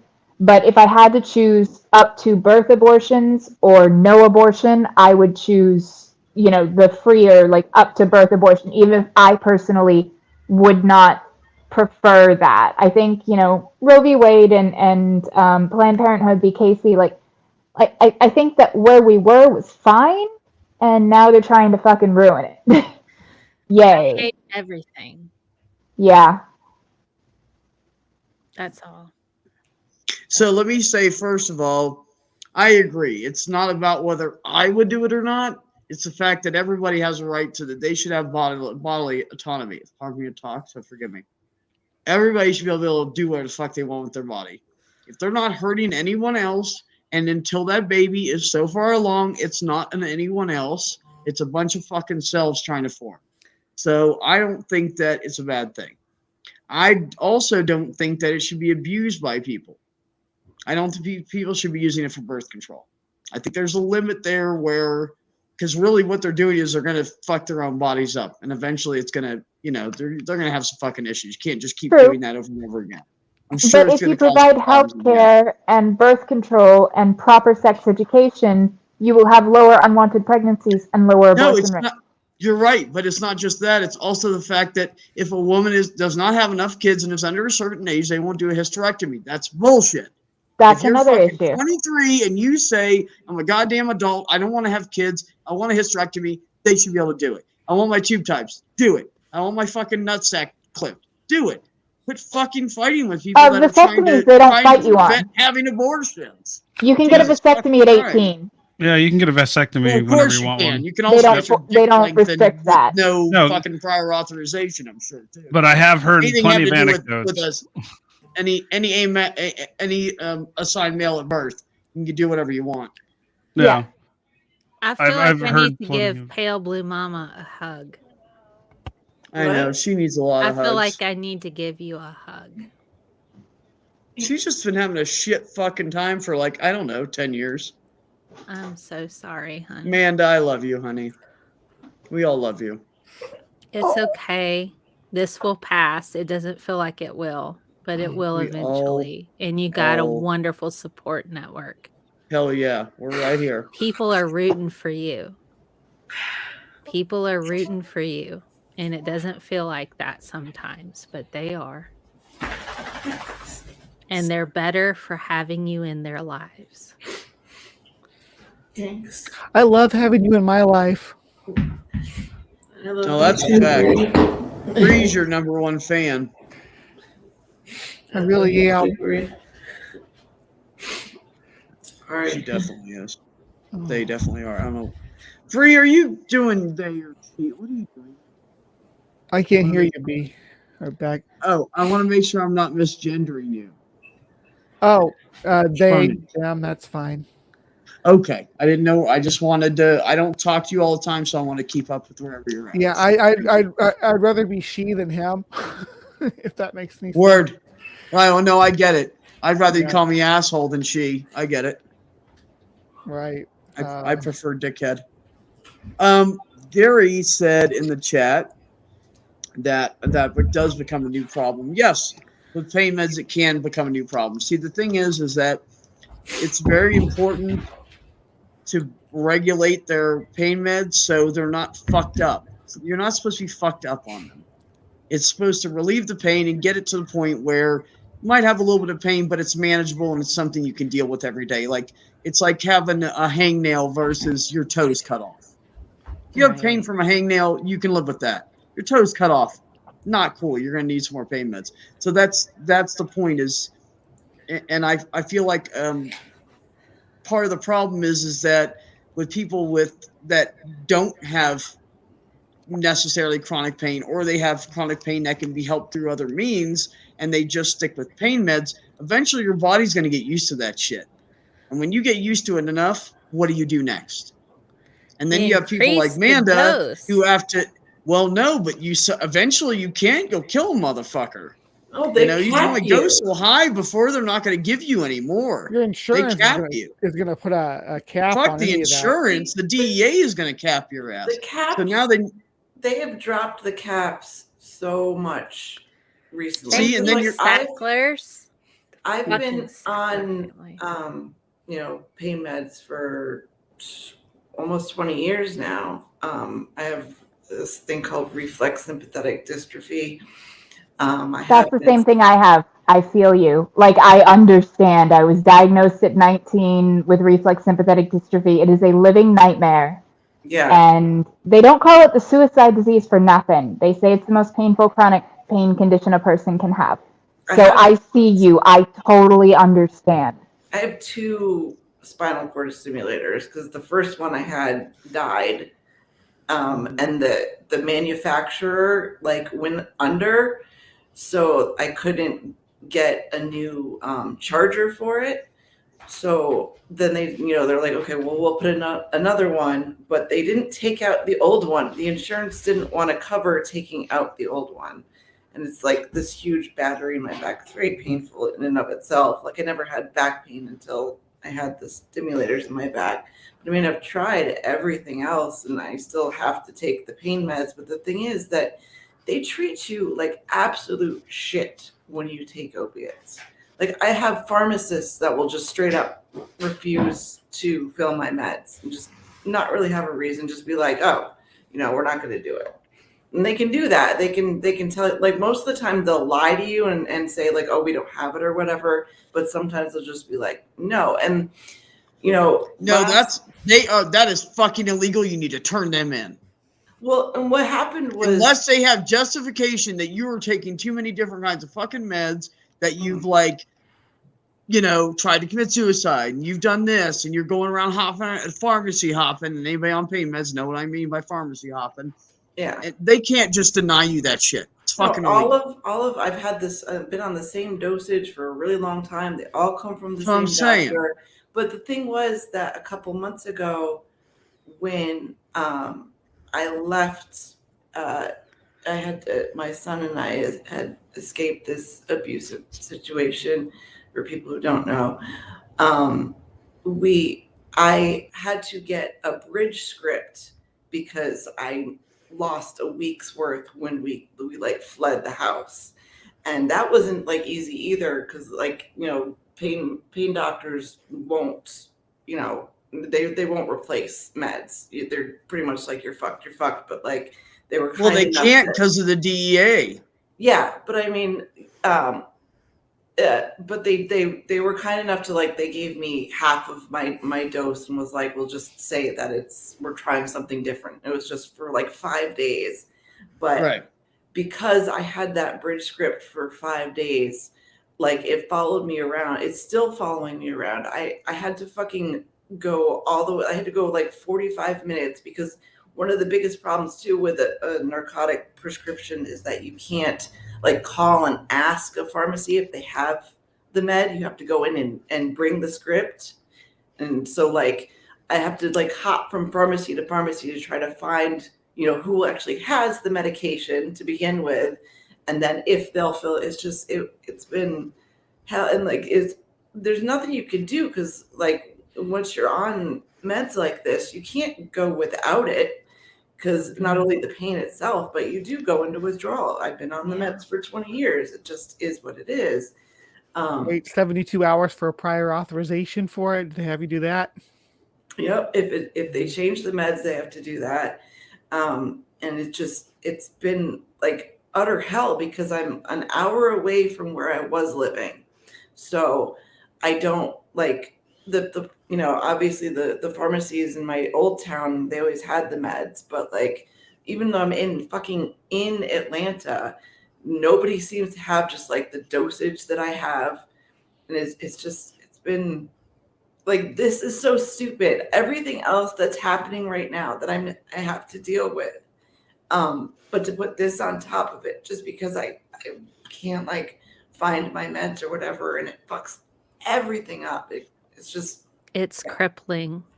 Yeah, it really is. It was just not something that I thought that I would have to deal with on top of everything else. And it was just another like wrench in the works. It's just shitty. So I'm so sorry. My mental health side effects, I'm fucked in the head regardless. That has nothing to do with the meds. No. You're in good company then, because I think we're all medicated, right? I know I am. I don't take depression meds. Everybody raise your hand if you're medicated. I am, but just not. Who's medicated? Who's medicated against mental illness? Just mental illness. I've taken all of the. Point is almost all of us are. All of the types of I think Mel's frozen. SSRIs and stuff like that, like basically all of them. I have tried all of the therapies. I've done fucking ECTs and we lost Mel.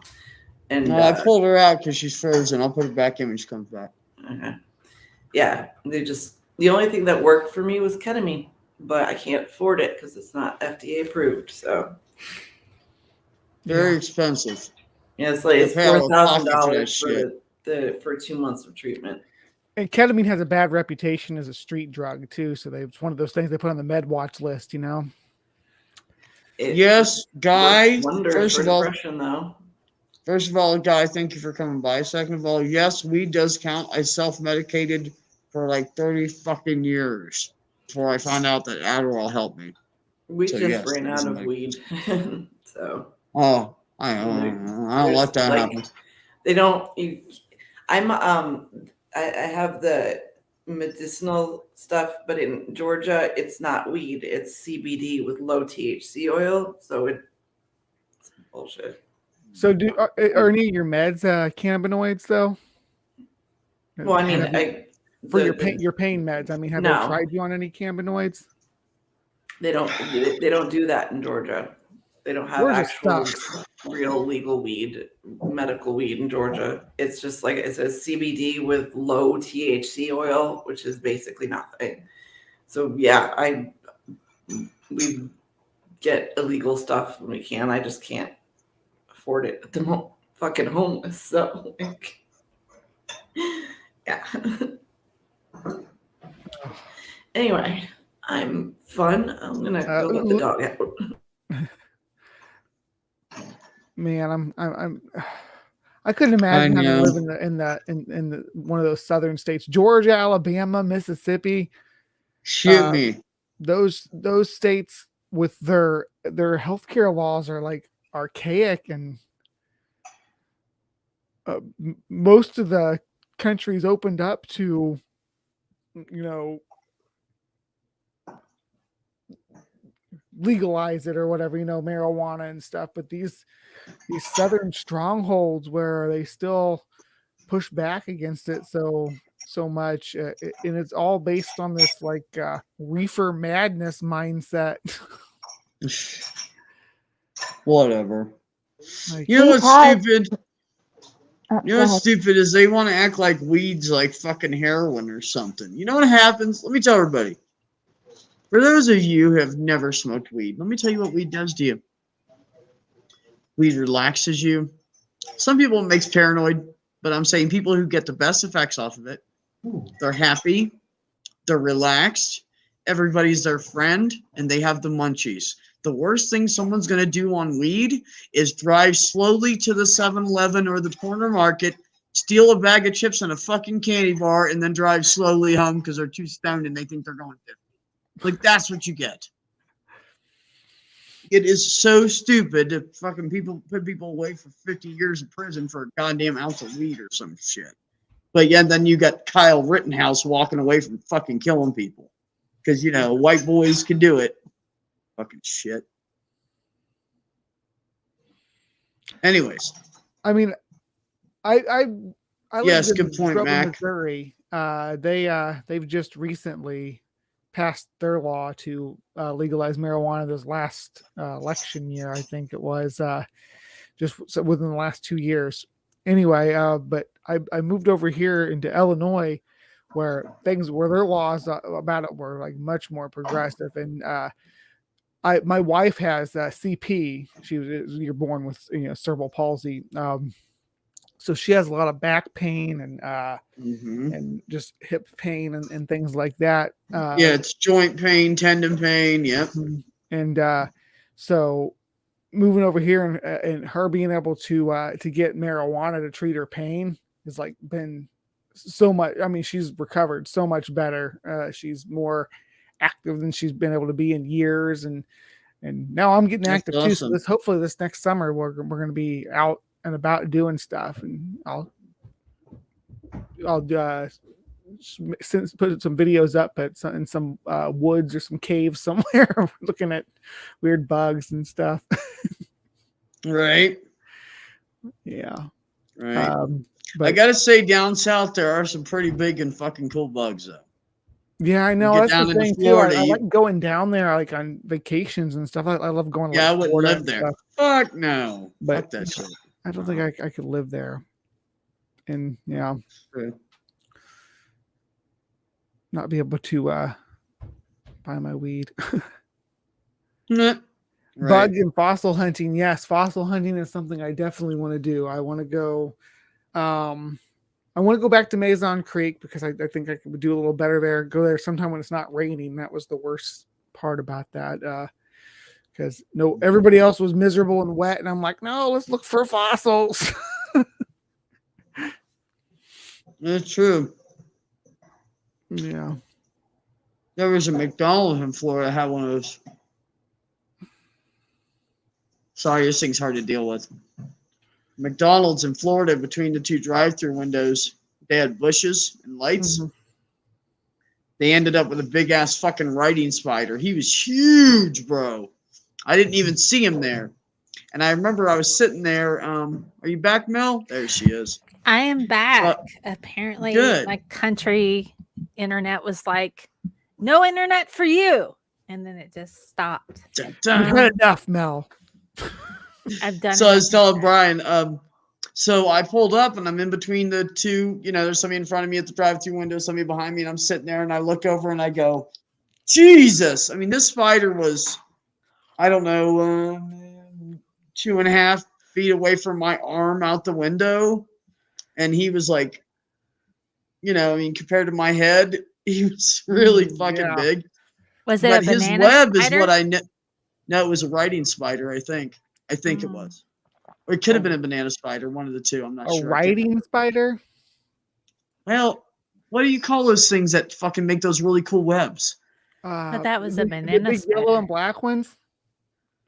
Is that a Yeah. banana spider? Yeah. That's what I called I don't think they were. Hold on. I don't think it was yellow and garden black. A writing spiders. spider, I believe, is like a wolf spider that carries the babies on its back, and that's where it got that name.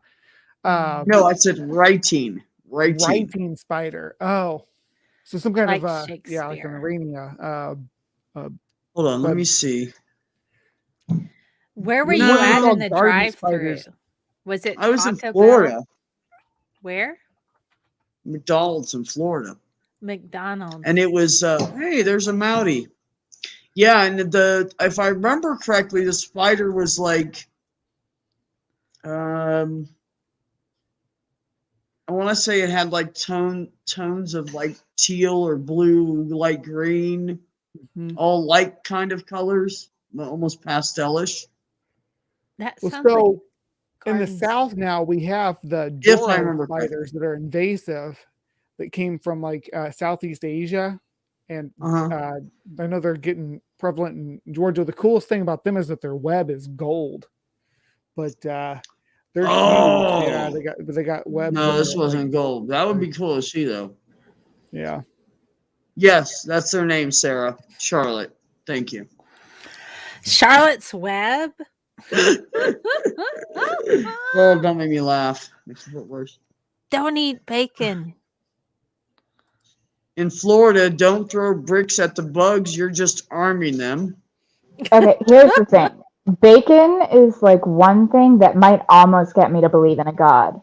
Like something should not taste that fucking good. And it's one of many reasons I could never become a vegetarian or vegan. I had maple caramelized candied bacon, and it was amazing. Hold on, I'm gonna do it. You ready? See if I can do it. My mouth fucked up. You come to me on the day of my daughter's wedding, and you ask me to kill a man.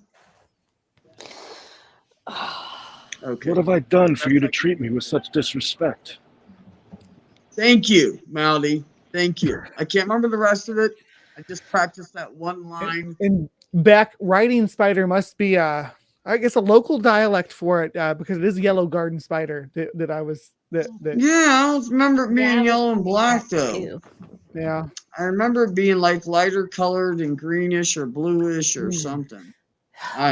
I'll find it. Who knows? I was in McDonald's drive-through. I was fucking like 19 years old. I was probably high. I don't know. When I taught biology in high school, and when I would talk about a thing or I'd make like a terrible dad joke, my students would go, "Oh my God." I'm like, "I'm not God, but if you want to worship me, I accept money and bacon." Money and bacon is always welcome. I mean, that's one kind of burnt offering. I mean, just saying. Give me some Bacon or bacon. paneer? BLT is an art, damn it. I don't know about art. Oh my god. I went There's to a a Denny's balance once. with a BLT. Type of I went to a Denny's once and I ordered a BLT. And like they had a bacon lovers BLT. And it was just like basically extra bacon. And I ordered that. Then they brought out some monstrosity that had fucking avocado slices and like spinach. And I'm like, this is not a BLT. And they're like, well, it's this kind of BLT. But I ordered this one. I want just fucking heaps of bacon. Oh, and there was cheese on it too. I'm like, who the fuck puts avocado and cheese on a BLT? Like, what type of blasphemy is this? I could say varying types of tomato would be welcome on a BLT. Varying flavored smoked versions of bacon would be welcome on a BLT. And, you know, if you really want to get super fancy, artisan bread. What kind of bread are you going to cook? Are we going to do just straight up plain old white bread, or are we going to have the kind with whole grains and nuts like sunflower seeds? Are we going to like bougie this BLT up? No, don't ruin the BLT. Leave it on white bread. Oh, thank God. I'm going to take White a bread break. has shown up. It's Ben. Okay. Hey, don't you give him my name. Oh, never mind. I'm white rice. You Okay. get Can white rice. I have a sec? Can I have a sec? I love you guys. Yeah. I'm out of town, so I'm in Colorado right now at a Yes. friend's house because of the whole situation. So my technology is not where it normally is. Like It's okay. my Not acceptable. Yeti won't Nope. work with Mac OS, so I'm using my You sound fine. my computer mic, and No, you then my sound fine, friend's man. coming in, but my friend's ordering food, and then she will jump on in a little bit. We're sharing. We got Bluetooth earbuds, so we shouldn't Are you echo. at 'cause we both Beanies? have one. What? Are you Beanies? Bees? No, different friend. Oh, damn. This is my I friend from love them. undergrad. My friend from undergrad, who has a degree in chemistry, and for Nice. Mel, we have some really cool elements in this room. Did you guys see I can that our let my boy friend- Ben went viral on Twitter the other day? Oh, I did. I know. That Okay, was- so Ben, I'm gonna give my mouth a break. I'll be back. You take over, buddy. Thank Yep, you. I got you. Good seeing you too.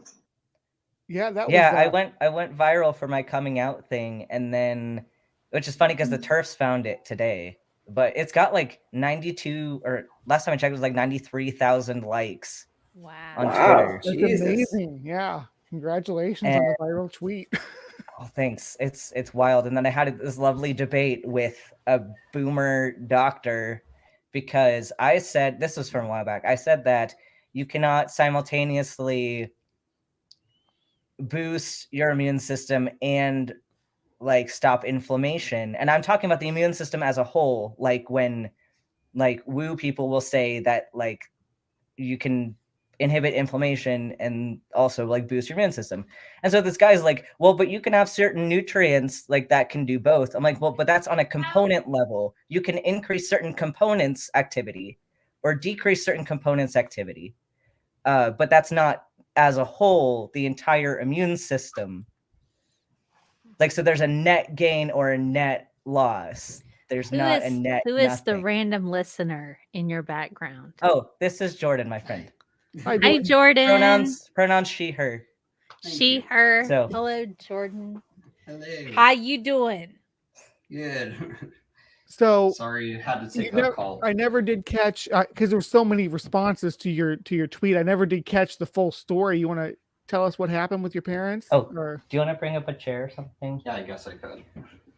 Yeah, there's a lot of trauma associated with this. It's a fun time. So my family knew, and I know that they knew. I planned it that they knew, which is funny because they think I'm dumb and that I didn't know that they knew. Like, no, I know that when I put things out publicly, that people can see them. Like, I put it out there intentionally so that they would find out and then process before we talked in person. Because Right. I didn't want there to be a scream fest, because I know with my family that happens. So I was like, let's give this time so that you can be ready for it to happen. Yeah. And basically, my family's super religious, and they think that me asking for a certain name and pronouns is me asking for them to abandon their faith, which is not at all what I'm asking. Oh Lord. And I'm not gonna say the thing that really was the worst because I don't want to think about that. Like that's too traumatic for me to say out loud, especially on a stream. So it was not great. And it's dear. come down to essentially, we love you, but which they think is fine, but we all know that's not fine and never will be fine. So it's just really toxic, and I don't want to be there. That's So. okay. Oh. But Well, I we're glad got you could be Peepus. here. Because I got Peepus, and I got my friend Jordan on stream finally because she needs to meet scientist Mel, and also Brainbug is great too because all the science people in this room. And Peepus, you should share your element collection. Ben. I don't know how well it shows up on web. Yeah, and Manda's sciencey too. But does Jordan have unobtainium? Do you have? No. I have uranium. Does that count? We have uranium. Uranium. Oh my goodness. Yeah, it's in my little. Yeah. Be Sealed. careful with that. Don't lick it. I'm not licking the uranium. Don't lick uranium. That's a bad idea. Don't It's in mix a it up sealed with the Himalayan container. salt. We have the Himalayan salt right We here. got the Himalayan salt dildo. Oh my Next goodness. to the uranium. Jilly We Juice have, would you love gotta show it to the you. camera. Show it to the camera. I'm trying to undo it because it's in like 3 containers. Does Jordan know about Jilly Juice? Yes. Yeah. Oh my Sadly. goodness. We had a YouTube channel together, like We did. in undergrad, which we don't post to anymore because we got harassed by a guy in Australia so much. Yeah, he was like, he called our school and was trying to get us expelled because we said, vaccines work or something. I Yeah, it was read fun. her response. Jillian Mai Tai, I guess that's what she calls herself. I read her response to the DA because she was under investigation. And her response was so funny. I've never seen anybody cite the Paul Revere Wikipedia page in their citations for a science paper. I thought that was Beautiful. it was like reading something worse than Kent Hovind's thesis. So That is impressively bad if it's worse than Kent Hovind's thesis. I I'm got looking for this. something with a white background to put the uranium on so we can Oh. Goodness. She actually show it up. She actually hired a company to count how many cells that she had in her salty cabbage water.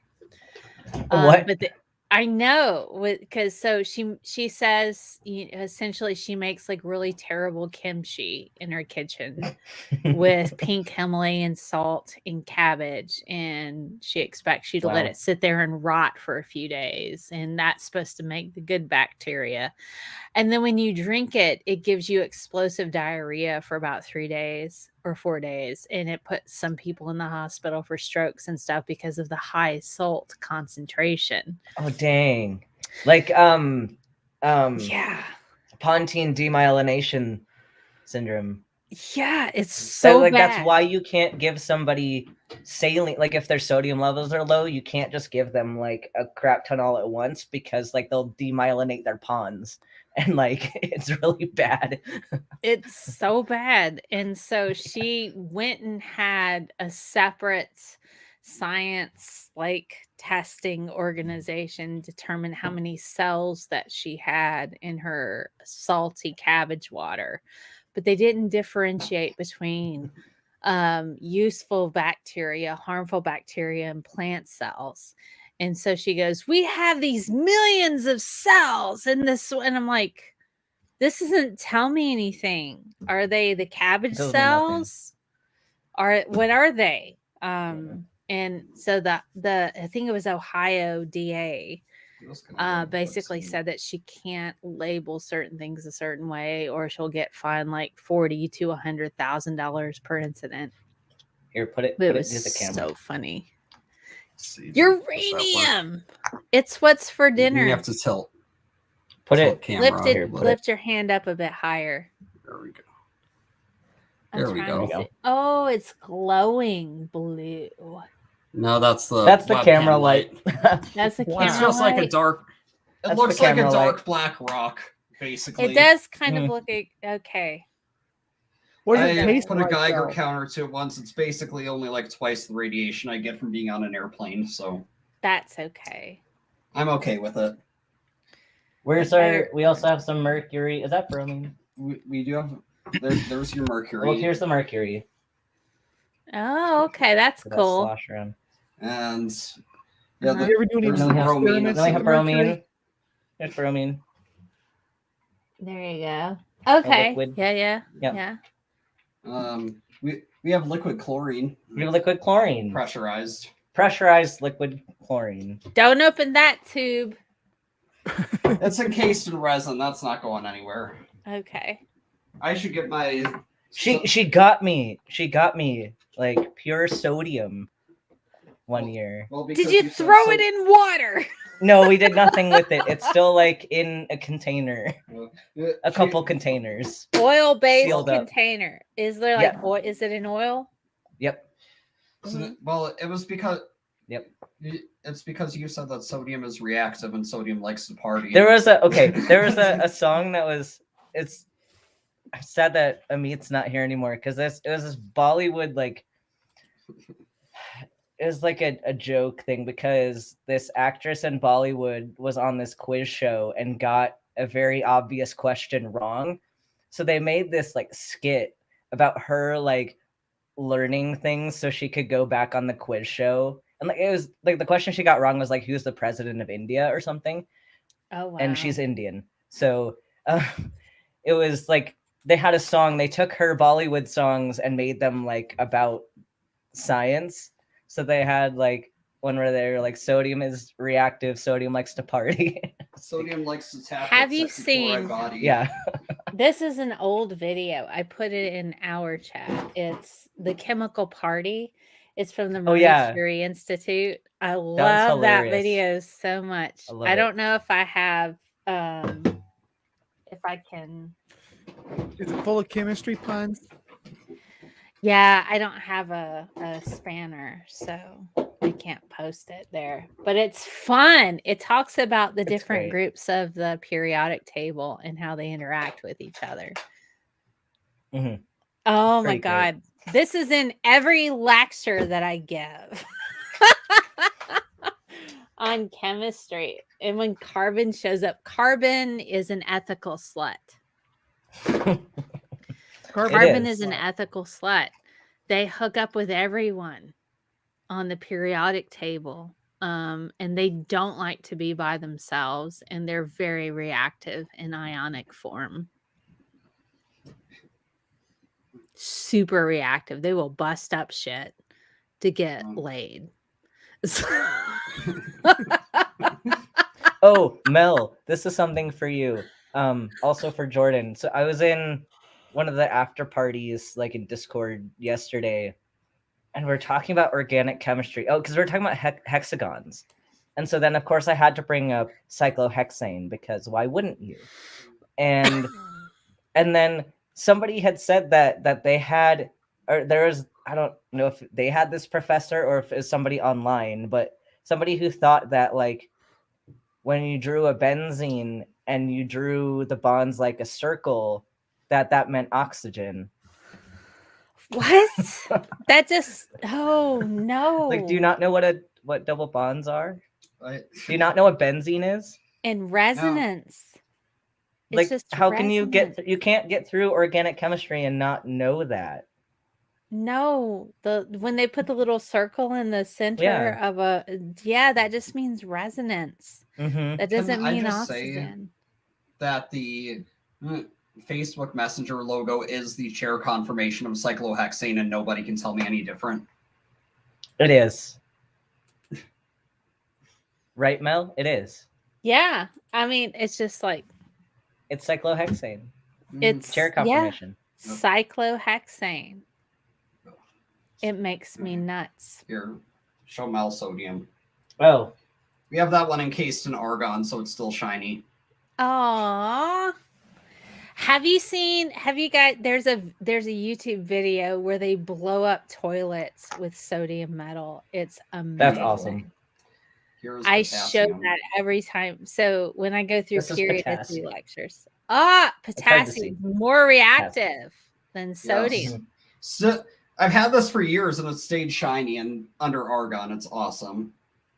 Yeah, that's the thing about noble gases. You can store all of the reactive alkaline metals and noble gases, and they won't do anything because like here, yeah.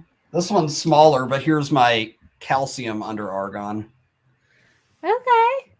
Yeah. I love how Beck leaves me in charge, and this has just become a science stream, and I have no shame about it with this panel here today. I'm pleased about this. Chemists.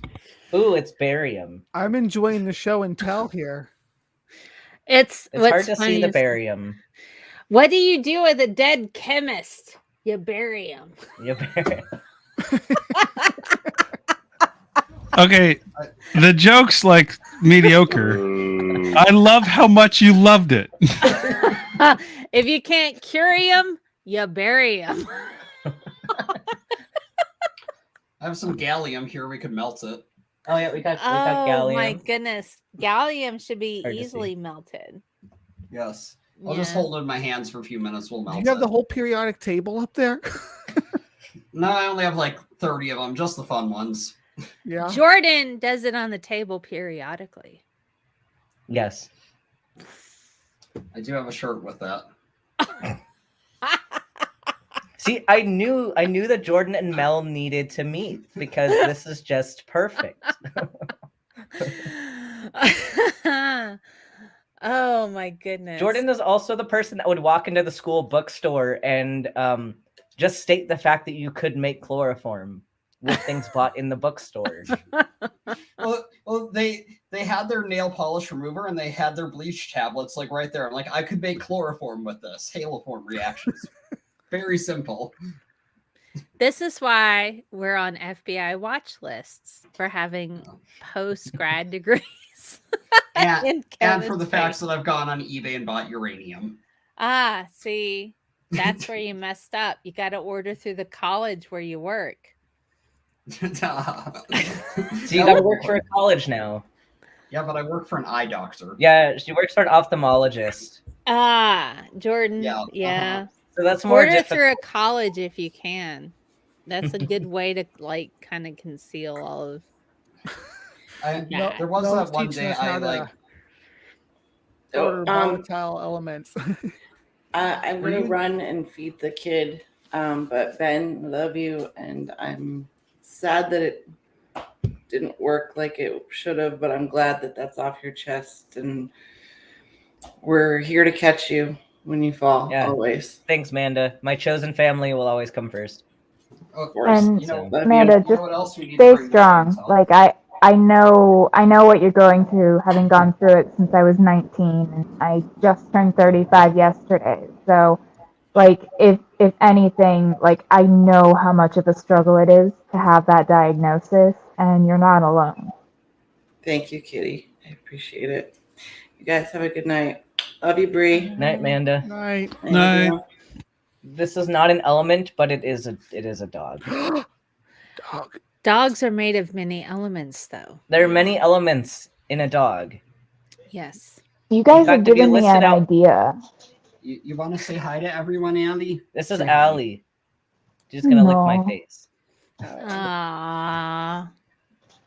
But you guys definitely gave me an idea. So like I'm gonna be opening up an Etsy shop soon. I'm just doing like some trial runs on a few products for like my initial listings and everything. I'm going to make some patches of different chemical compounds. The first one I'm making is caffeine because I am a whore for caffeine. But Yes. different molecules, and I can digitize those and turn them into some really awesome nerdy patches. So thank you guys for the idea. We need to make a beryllium azide patch for you. Yeah. Because it says Ben. Yes, we do. It's supposed to be That's awesome. BEN6 parentheses 2. Yeah, okay. We're going to do that. There's also ethanol. I'm just saying. There's all the ethanol. As long as it's ethanol and not methanol. Oh my god. No To be fair, I don't methanol. drink though, so like I don't drink alcohol.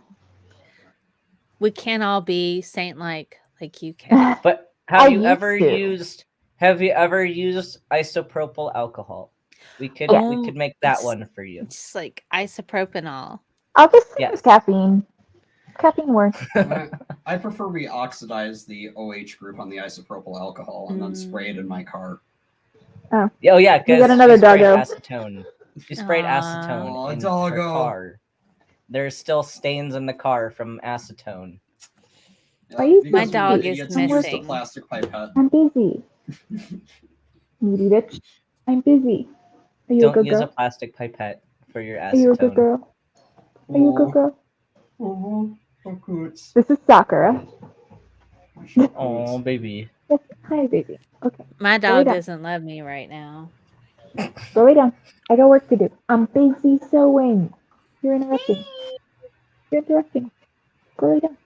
No, I'm not going to give you the guinea pigs. They're not squeaky toys for you.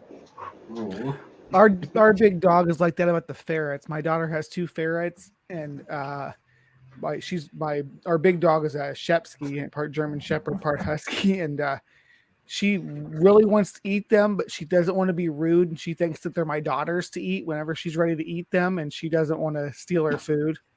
So she sits there and licks her chops, and She hasn't gotten aggressive with them. Like, we had the guinea pigs out, and she's mostly just curious. You know, she's not an aggro dog at all. Even when my son's having meltdowns because of his autism, like, she never gets aggressive. He can pull food out of her mouth and nothing. So, like, I don't know, but she is very curious about the guinea pig. Same with the cats. Like, she wants to play with the cats, but they don't care to play with her. They're just like, fuck you, dog, and they'll walk away. No, look at the little chihuahua. Does She got does she have a floofy cataract toes. in that one eye? She does. It's an inoperable cataract. Aw. But So she I got gotta see this clip. floofy toes. Look at those floofy toes. Oh, Floofy so cool. toes. She's like, hello. Fun facts and canines, it's actually a dogaract, it's not a cataract.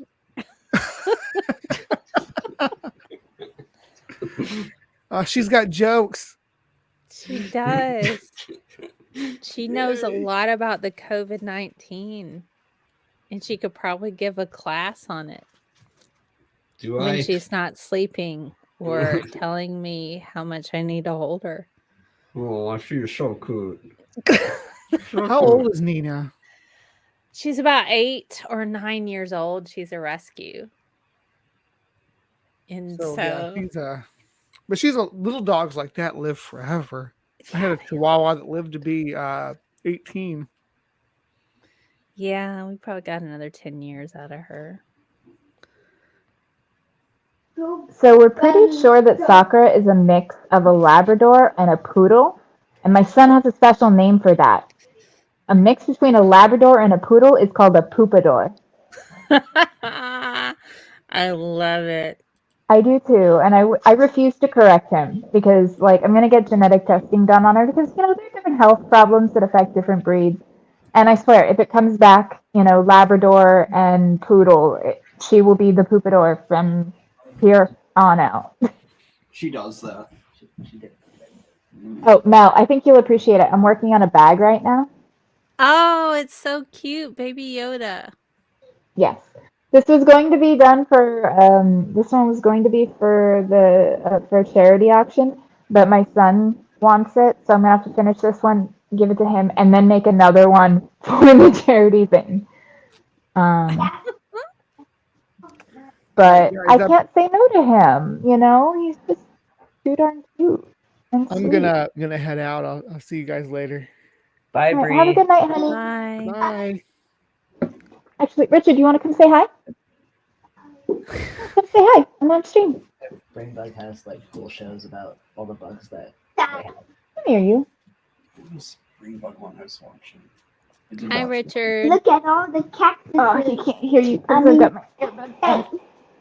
Oh, the cactuses, you mean cacti? That's right. The plural for cactus is cacti. Good job.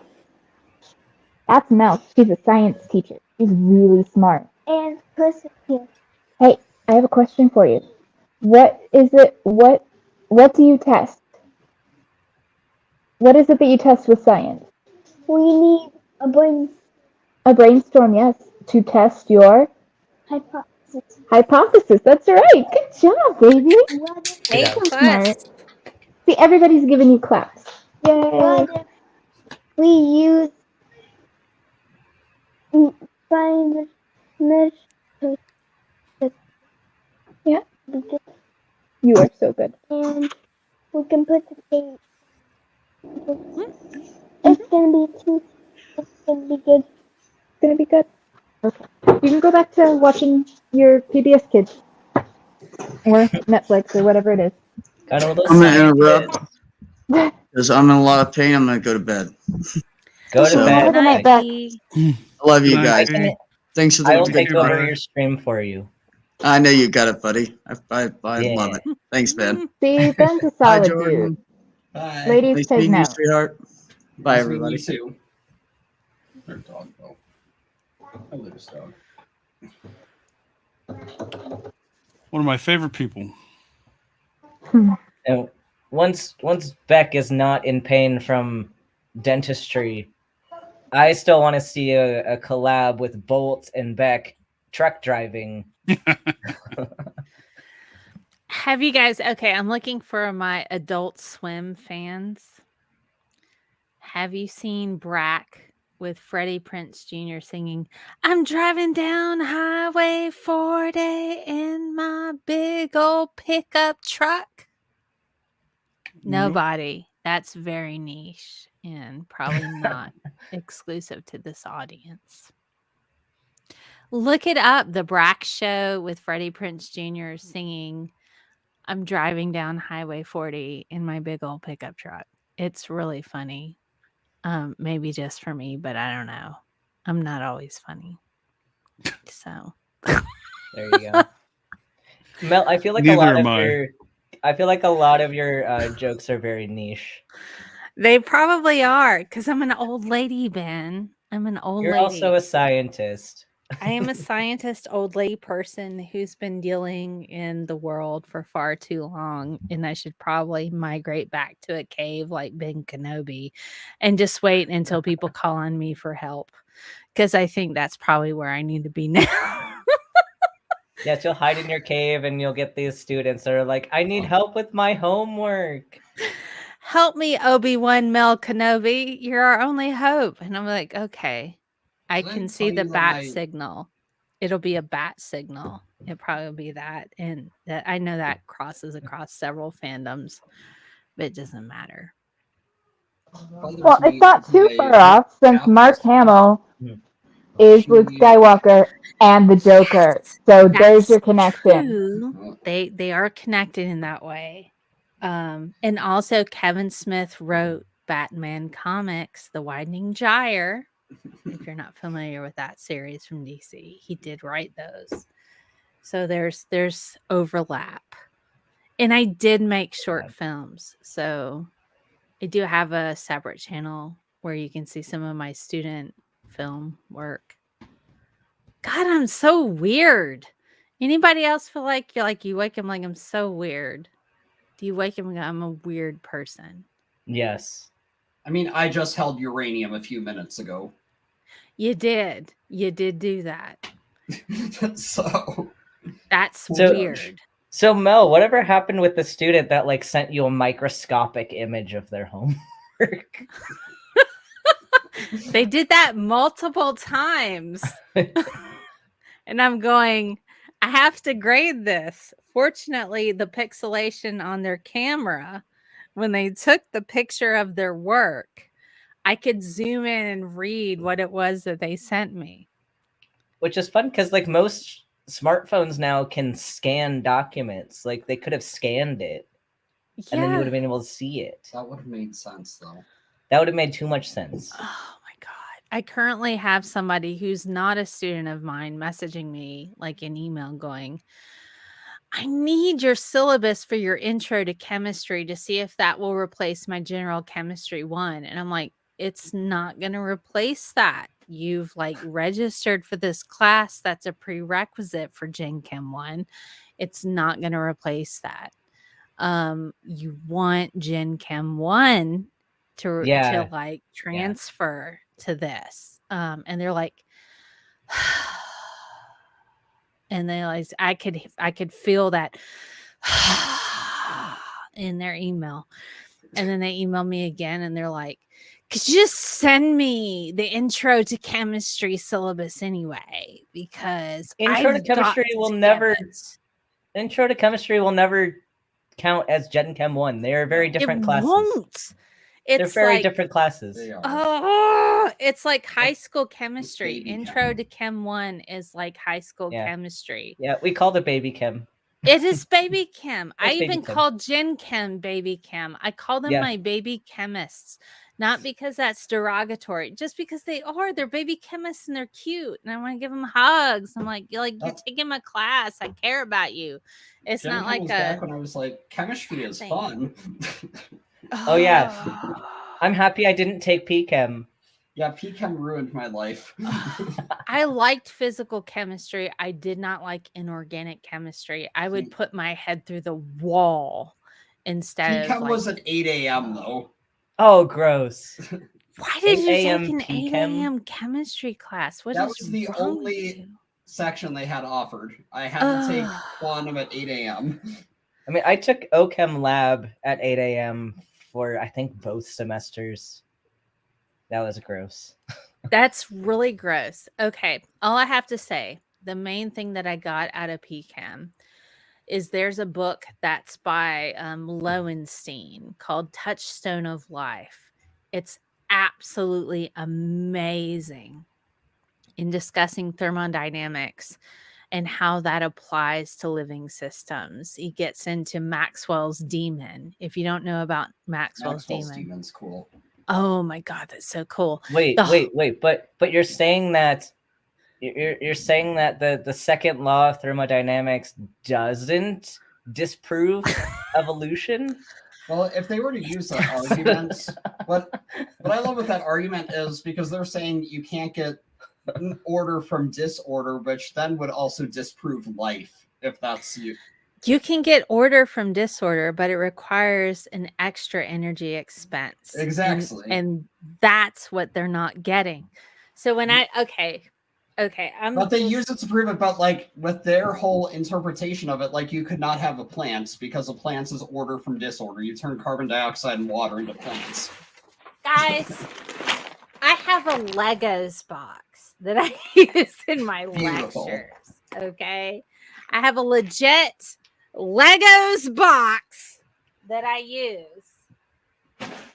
when I talk about energy bonds between different atoms. And I also use blocks and that sort of thing. It takes a lot of energy to generate organization, whether it's cleaning up your bedroom or building a complex building out of blocks. That's an energy expense. Your brain, you're sitting here and building the things, but it's so easy just to take your arm and just knock it all down into nothing.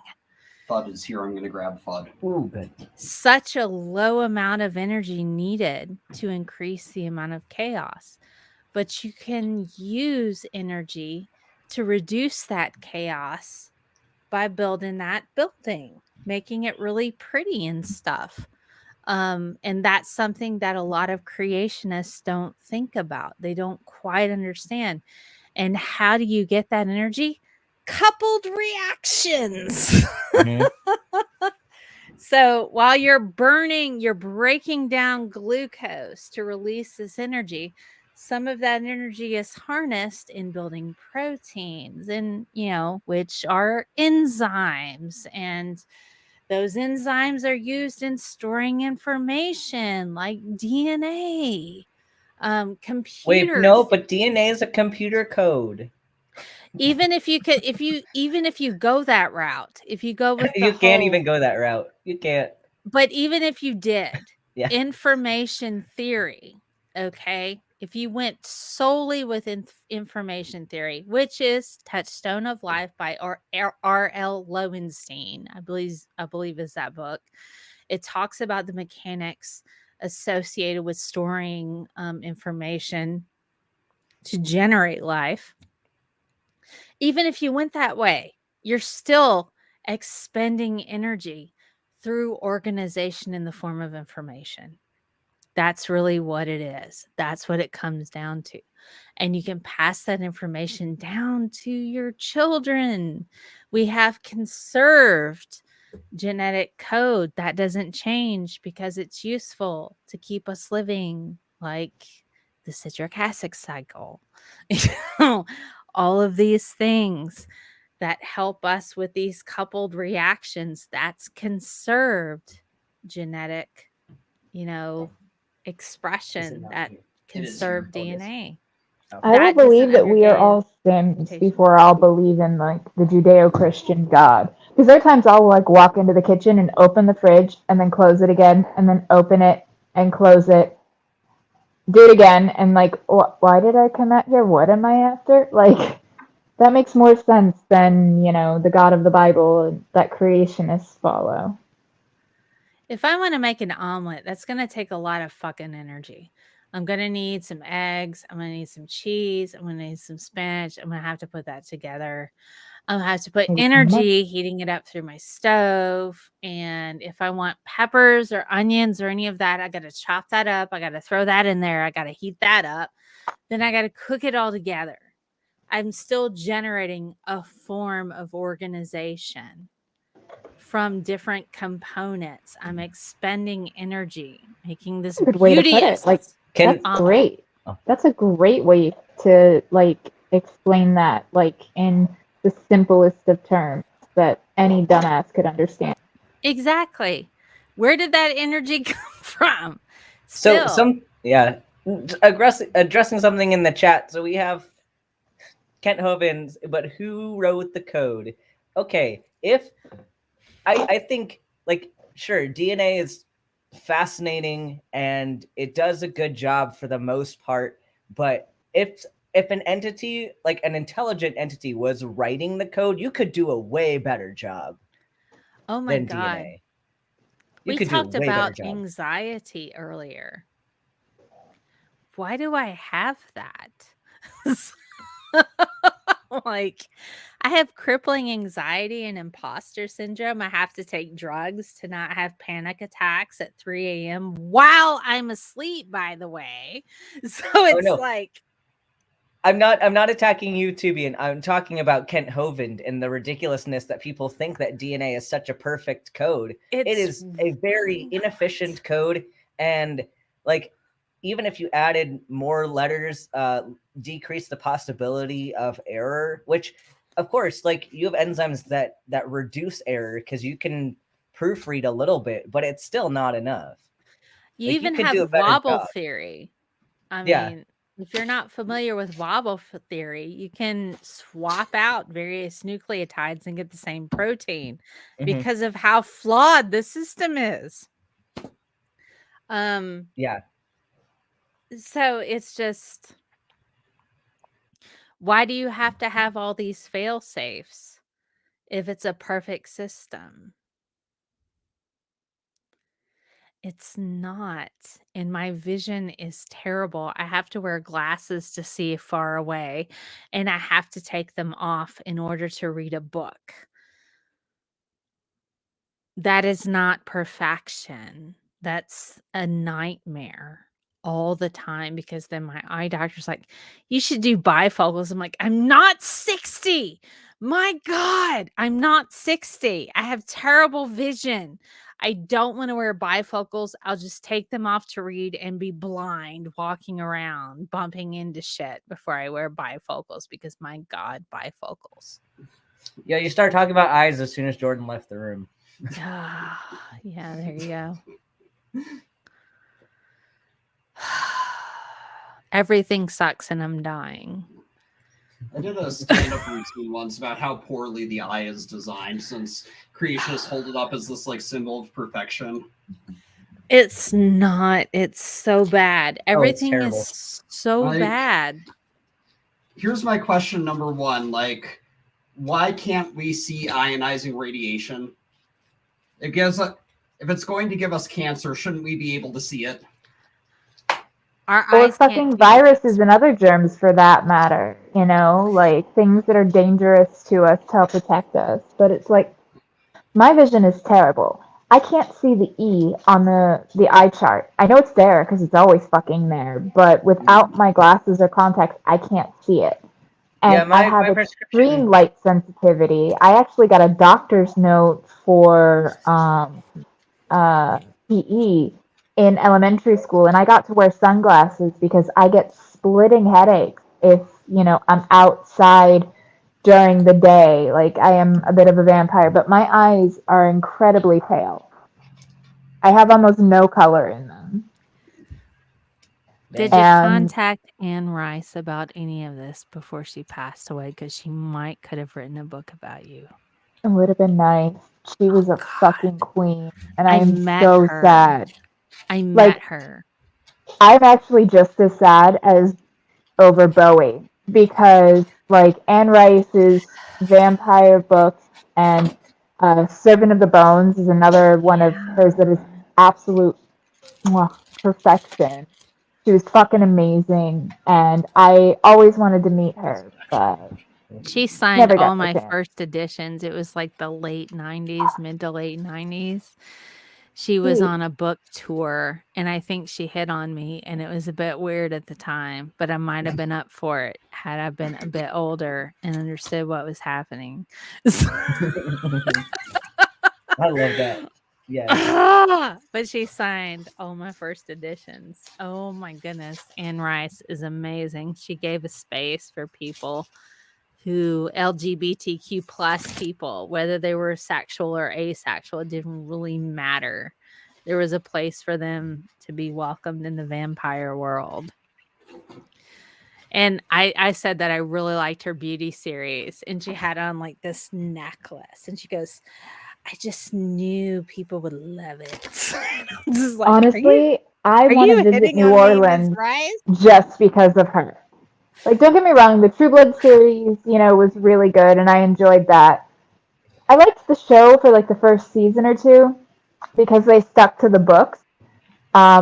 It was, I think, the second or third season that it just kind of went to shit for me because they skipped ahead like 5 books and revealed like something that you don't find out until like book 7 or 8 in the third one. But the first season was almost a point-for-point recreation of the books, with one exception: that fabulous gay cook dies in the book, but they kept him alive in the show and sacrificed another POC. But honestly, I was okay with that because he was fucking hilarious. Like, he stole every scene he was in. He was great. He was great. I have to say my favorite book by Anne Rice is Blood and Gold because Marius. Oh my God, Marius. I don't have a daddy kink, but I totally would for Marius.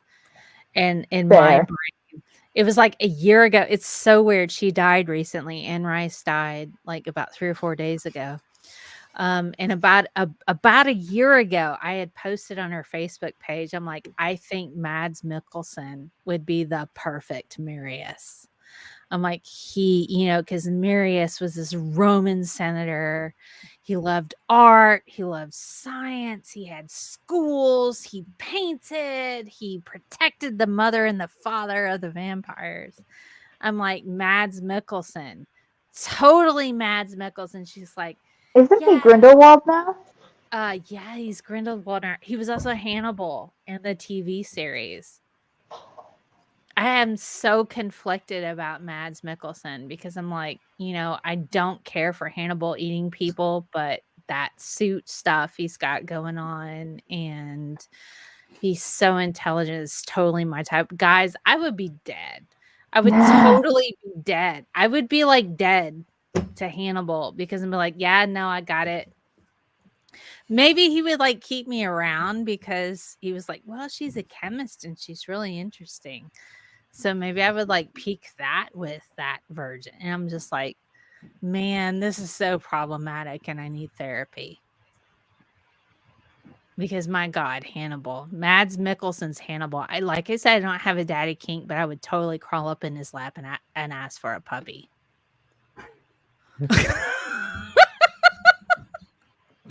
I think I gave too much away about me. I'm a freak. I love it. Like no judgment, no shame here. Like I love it. Vanilla Like puppy. I'm totally, you just give me a puppy, Mads. It's completely fine. You Apparently keep wearing Hannibal that only eats rude Burberry people. suit.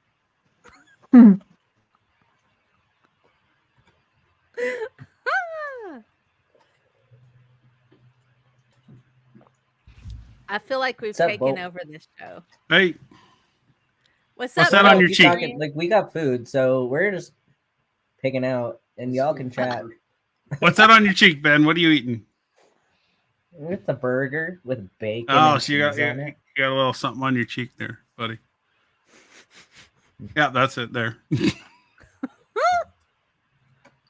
I was just hoping Boat would kiss me I mean, and look. what off. was it? Ketchup. Yeah, probably. Tasty. See, I'm weird. I don't like ketchup or mustard on my burgers. I either will do like sometimes like a Thousand Island dressing, so essentially like mac sauce, or what I'll usually do is like if I go to Five Guys or In-N-Out Burger, I don't get any condiments. I just get meat and cheese, lots of cheese, and then maybe bacon and mushrooms, and that's it. Like, With potatoes to take the edge off. yeah. I wasn't raised with mustard, so I don't like it as an adult. I mean, really there's like a few sriracha. things I'll eat mustard on, like soft pretzels or kielbasa. Like those are good with mustard, but that's pretty much it. Unless I'm making deviled eggs, I don't really use mustard much.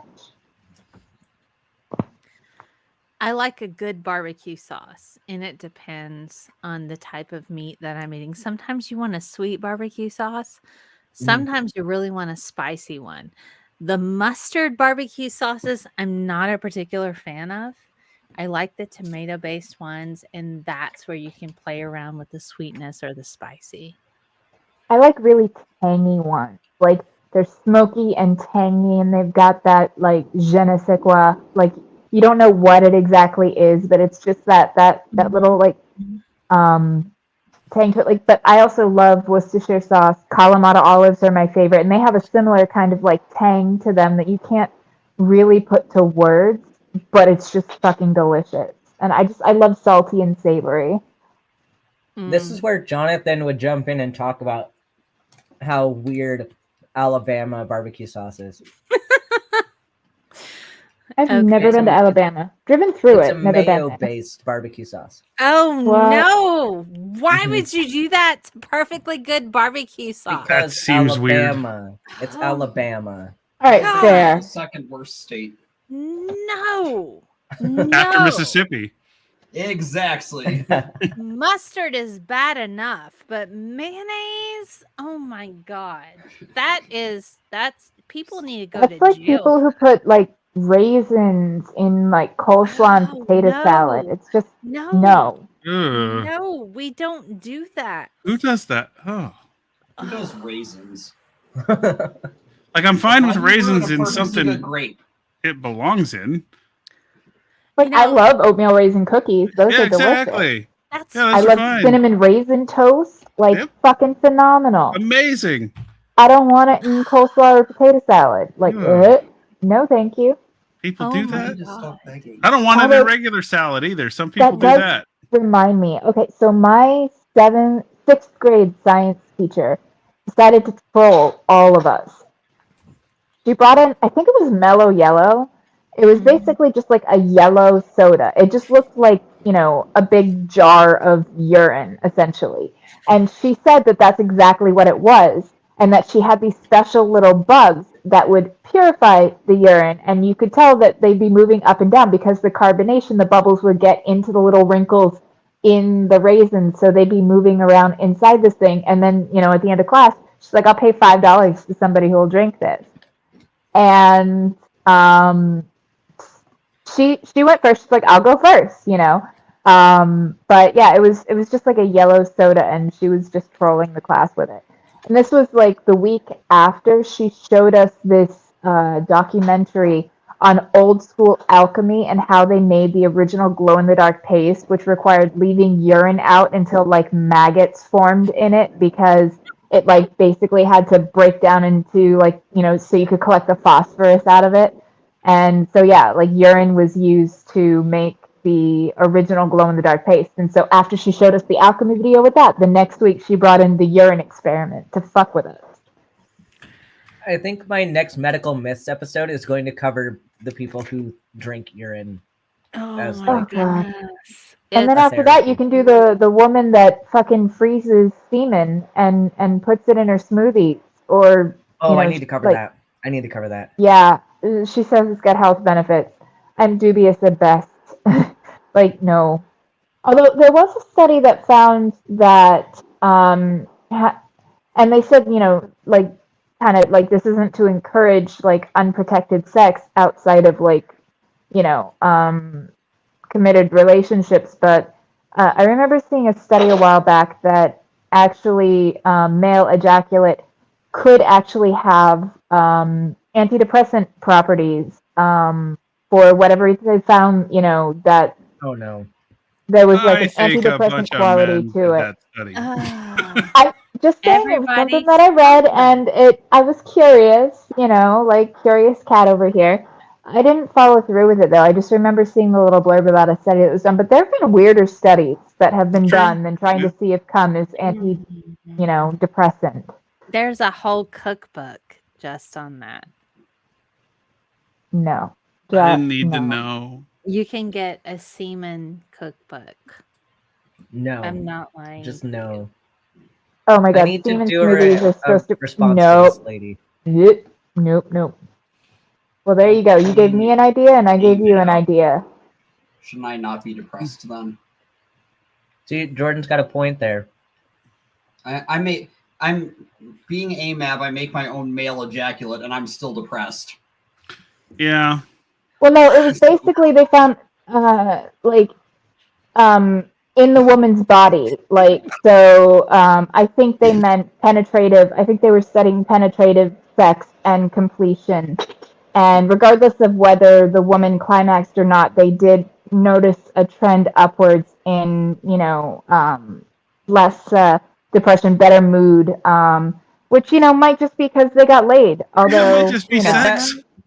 Yeah, I'm because just sex, saying, sex like, does it was I mean, interesting. you got hormone release, but like, because that even if you did a study like that, that wouldn't conclude anything about the sperm itself. You'd have to No, isolate like that. I would have to, isolate I'd other have to go try to variables. find it, like, because it was a while back that I read it. I'll see if like they did any follow up on it or anything. But I know it was like a preliminary thing. They're just like, hey, this is something interesting.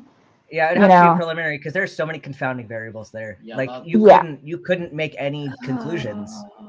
Yeah, with no, that. because you would have to rule out for other things. So you'd have to have like no sex, like turkey baster that shit, Oh my just to God. see. I am not a fan of bodily fluids. I'm just saying, I'm really not a fan of that at all. Yeah, I'm not a huge fan of bodily fluids either. Like blood doesn't bother me, but the other ones do. Excretory fluids have always had, I'm like, I don't want any of that. Endocrine fluids, not so much as a problem, particular, and there are people who There's like this new thing called fluid bonding because people are trying to generate bonds with other people and they're doing it on a biochemical level associated with fluids. And so that's where they go, okay, so I don't have any diseases. And they go, okay, I don't have any diseases either. And I can't transmit any diseases to you. So therefore, let's bond and do this fluid exchange. And that's fine. I don't have any issues with other people doing that. But to me, I don't do anything with fluids because I don't want to spend my whole evening puking in the toilet because that's not my thing. That reminds me of another thing where like they were trying to get like a dating thing up and running where they would do genetic testing and then try to match people with like opposing immune systems. So, because like they found like that you tend to be more attracted to somebody with a different immune system from you because procreatively, if you're immune to A and C and this person is B and D, then your offspring could inherit immunities to A through D.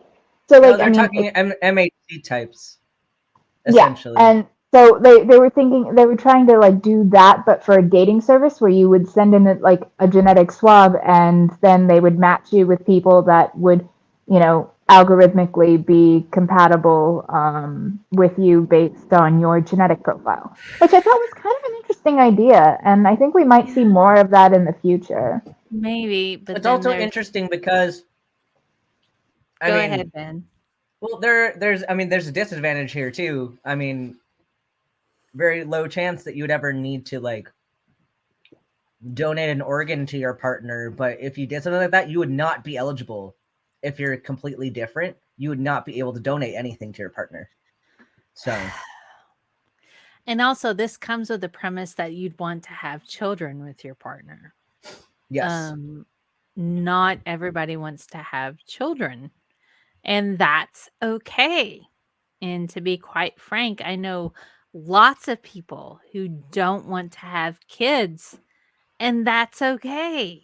But I don't think that would matter as much because it's not so much about doing it to procreate, but because of like biological urges in that we do tend, at least it seems like we tend to seek people that, like have different immune systems from us. We'll find their sense more attractive, or we just might be more attracted to them. So regardless of whether you're actually making a baby, the act of making a baby sans the baby, and again, just like having, knowing that you'll likely have a decent attraction to the person genetically and then hopefully personality wise too, but that's a whole other can of worms.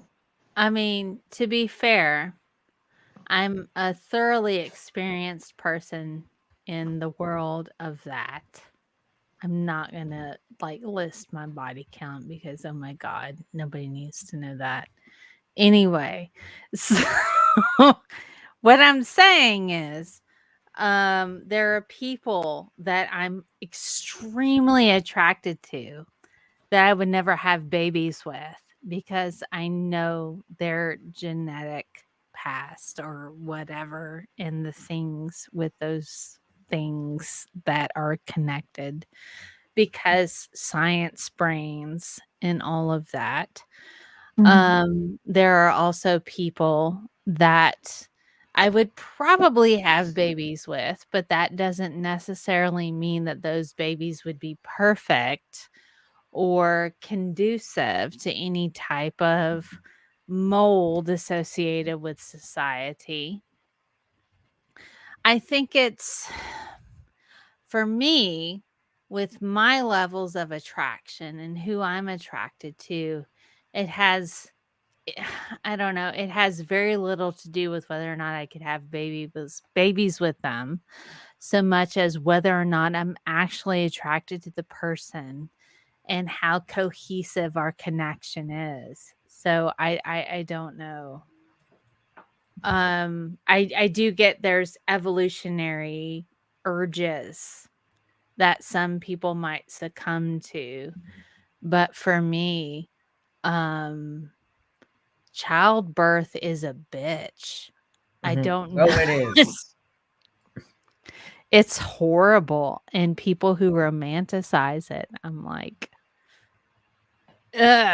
it's there's nothing beautiful about it in my opinion, but that doesn't lessen the experiences of other people. But I don't know, maybe I'm just weird. Matt, like Maybe they I'm just gutted me like a fish when I gave birth. I had a C-section, and the recovery from that was a fucking nightmare.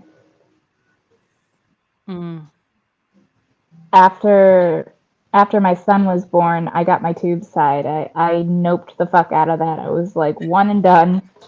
I'm done. I'm out.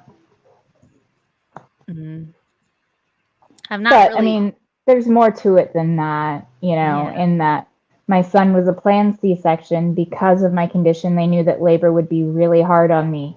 And he still ended up in the NICU for 4.5 weeks, even though he was a normal weight. He was 6 pounds, 15 ounces, so 1 ounce shy of 7 pounds. He was 20 inches long, but he wasn't oxygenating. And there's like this little valve that's supposed to close like within a few hours of birth. It took a week for that to close for him. And he was this terrible ashy gray color. He had to be rushed to a different hospital because they didn't have a NICU facility that could keep him alive at the hospital I had him at. So I didn't even get to hold him until he was a week old because I spent 4 days recovering in the hospital, and he had an umbilical line, and I was too terrified to fucking hold him with that line in him. So, yeah, that was not fun. So I was like, nope, shut this down, sterilize it, I'm done. Because I don't know that I would have had a positive outcome after that. But like going back to the genetic thing, like I wonder like how far off we are from designer babies. That's where we get into. That's ethics. That is ethics. I think it's wrong. Thing. The Gattaca That's problem. eugenics. I'm not. Well, here's the thing though. Like, I do think that it's wrong in a sense to go for like a eugenics-y master race type. But if we could eliminate things like type 1 diabetes or Down syndrome, For disease, muscular dystrophy, all of it could that. be ethical. Exactly. It's Like, the if we question could- of drawing the lines and making sure that it doesn't go past that, because you could, like, people would find ways to start justifying eugenics. Oh, let's give like a gray area like autism. Yeah, Yeah. exactly. Autism was like. Yeah, no, it's I a wouldn't change my spectrum. son. Absolutely. Like, I mean, is it a struggle sometimes? I'll be 100 with you. Yeah, sometimes it is hard having an autistic child, But just because he's different, it doesn't make him less. And it's one reason why I rage against anti-vaxxers so much, because their whole argument relies on the premise that they would rather their kid potentially die from something like measles than be autistic. Like, being autistic is worse than being dead. And that just infuriates me, like fiery makes me wrath mad of hell. too. It makes Autism me Speaks will out like makes ads on that. Oh, fucking Autism Speaks is a fucking hate group. I'm sorry. They are a bit. They are a bit. Did you see that fucking ad that they did where they're like, imagine a kid that, has autism and they are at, a higher functioning, and they see an ad that said, that has this ominous voiceover of, I'm the reason your parents have money problems and why their marriage is like failing. Yeah, that And ad it's was like, horrible. are you fucking kidding me? It's a 3-minute fucking fear-mongering commercial for the first half, then it's all hope and sunshine and rainbows after. They're like, no, it's fucking traumatizing. Fuck you. It walks the line of PETA, which is the problem. I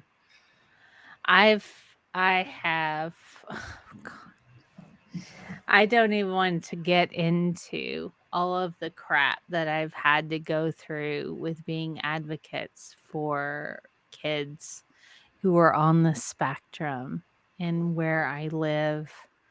I've I've thrown shoes and pencils and yelled at police officers in their face about kids who have been on the spectrum, like, come at me, bro, I will end you, and I don't even care kind of level of advocacy for kids who have been on the spectrum, and the fact that the government will often ignore meeting the needs of these kids. Mm-hmm. And there are so many programs where they're like, hey, you could take this money and go and get your kids education in this church school who is not required by law to meet the needs of your kids. But we're going to let you go over here because we don't want to deal with them. I've written extensively about that problem where parents are like, well, I don't know what to do. I don't know.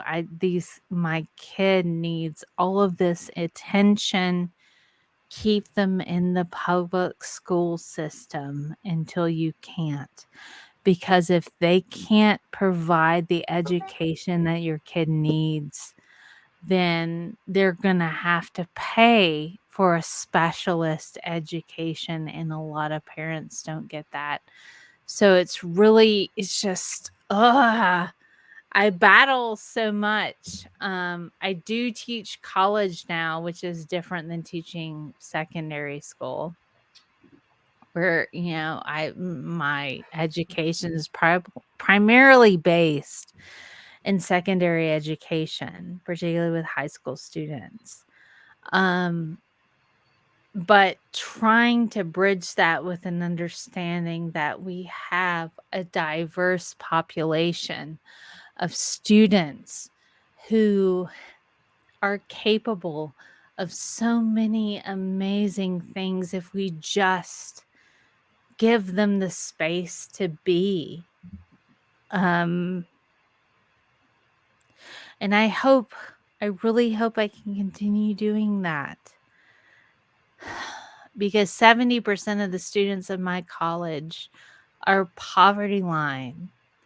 And I grew up practically in poverty, so I get that. And I'm like, I know, I understand to a degree, but I don't know what it's like to be a Black woman or a Black man or a brown woman or a brown man.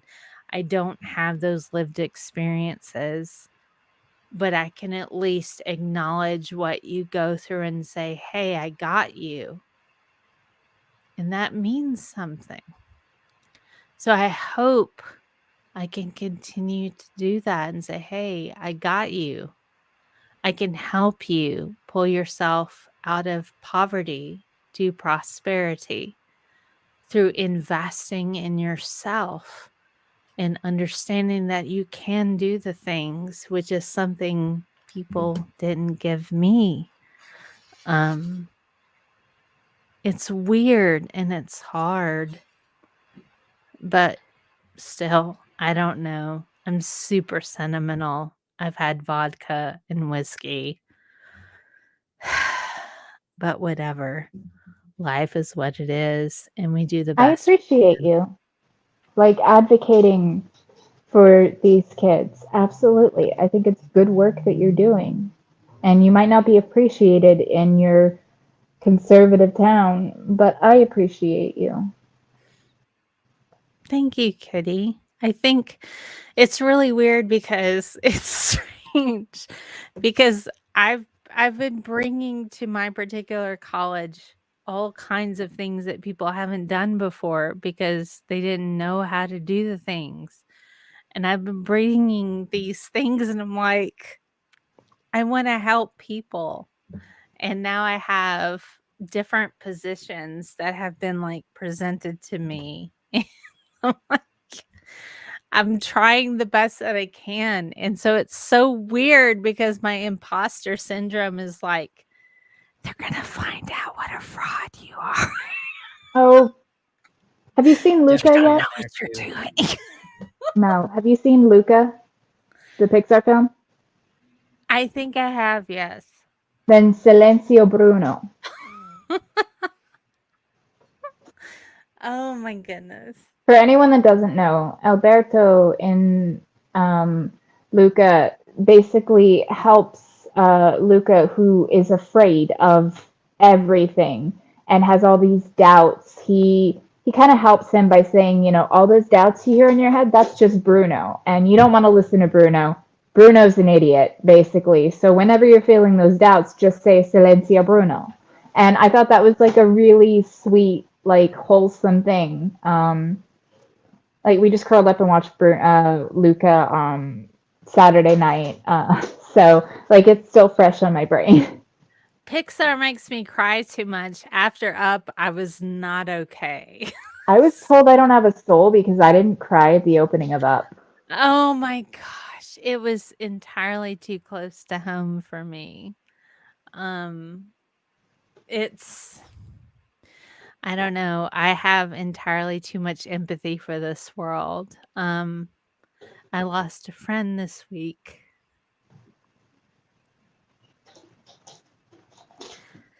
I can't even talk about it. I know, honey. It's really hard. My birthday was yesterday, and in the 2 weeks between my birthday and New Year's Day, I've lost 4 family members and half a dozen friends just in the 2 week span. Like this is always a rough time of year for me, and I understand how hard it is, and the fresher it is, the more it feels overwhelming and like you're drowning in the grief with all the feels that you don't know how to channel and process. And I mean, it does get a little easier in time. And I found thinking of the good things and remembering the happy times, you know, kind of like an Irish wake. Like that's always helped me, you know, is just thinking about all the positives instead of like focusing on what you've lost, you know, focus on what you had gained by knowing them, those experiences, the memories, the life lessons, anything that they gave to you that carry on with you. Because in a way, we outlive our physical death because we, you know, continue on in the hearts and minds of those that loved us. So as long as there's somebody that you were close to that is still alive, in a way, you're still alive living with them. You're there in their thoughts and in their heart. And at least that was my way of like rationalizing it and coming to cope with grief, you know, is to try to think about it from a different perspective that doesn't hurt as much. It still hurts. It's bittersweet instead of agonizing, if that makes sense. It's just a mess. It's just a mess. It's hard. God. And when they're in a different country and I can't go there and be like, hey, let's hang out. Let's have a drink, a cigar. Boys club shit. Even it's not even that. I'm an okay. For those who don't know me so well, I did cultural dancing and I'm an international dancer because of Tobias Slater.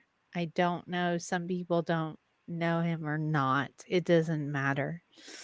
He had lots of events that were either cabaret or private events, all kinds of different things. I did cultural dancing for a very long time. I had my own studio. He was like, hey, you can dance at my event when you come to visit in London. I could say, I'm an international professional dancer because of this one person who wanted me to dance at their events. And I met people who have been my friend for well over a decade. And he provided a space, not just for me, but for people who were of various genders and sexualities to be able to express themselves without judgment or fear. And his death was so profound to me. Sounds like he was an amazing person, and he's got a legacy that will live on with all the people that he helped. I've lost family in the last 3 years. Sometimes found family is more important to you and more profound to you than blood family. Like, the family you're born into, like, it can be great or it can be awful, but you don't have a say in the matter. Whereas your found family, you get to choose. And it's not because of an accident of birth. So it's entirely possible to feel closer to found family than to people that you were born related to. Facts. It's so weird. It's not weird though. Like, again, it's somebody that you chose, that you had a bond with, that you had a relationship with, you know, like, based on mutual respect and understanding. And, you know, you don't always get that from family. In fact, a lot of people don't get that from family. And something I wanted to say earlier but didn't, like, and this is directed at you, Ben, all children deserve parents, but not all parents deserve children. And fuck any parent that does not love their child unconditionally, that does not accept their child. Like, the only exception I'd be willing to make for that is if, like, you're the mother of, like, Ted Bundy or something. Because at that point, it's like, all right, if you don't want to accept your child, if you want to, like, disown your child for being a fucking homicidal maniac, okay, maybe. But barring that, and, like, that's an extreme circumstance. Like, and even then, I would totally understand and, you know, be supportive of still loving your child. Maybe not, like, covering for them, but still loving them. They are your child. It's just, that's the one thing where I could say, all right, I could see an exception being made. But my son, regardless of if he is Alphabet Mafia or not, I don't care. If he comes home with a girl, I'm going to make him sandwiches, ask how they met. Comes home with a boy, I'm going to make him sandwiches, ask how they met. If he tells me he's trans, I'm going to take him shopping, or her or them, whatever. I don't understand, like, how this is so hard for people. It's like, if someone is named Richard and they ask you to call them Rick or Ricky instead of Dick, and you just keep calling them Dick, you're the asshole. It's really no different with pronouns or nicknames. Someone might say, my name is Jeffrey, and you're like, oh, hi, Jeff. Oh, no, I don't actually like to be called Jeff. I just prefer Jeffrey. Cool. Jeffrey. Done. Like, it's just common fucking courtesy. And that is, you know, towards strangers. When you're talking about somebody in your own fucking family, like, it is just absolutely fucking disgusting to not accept them.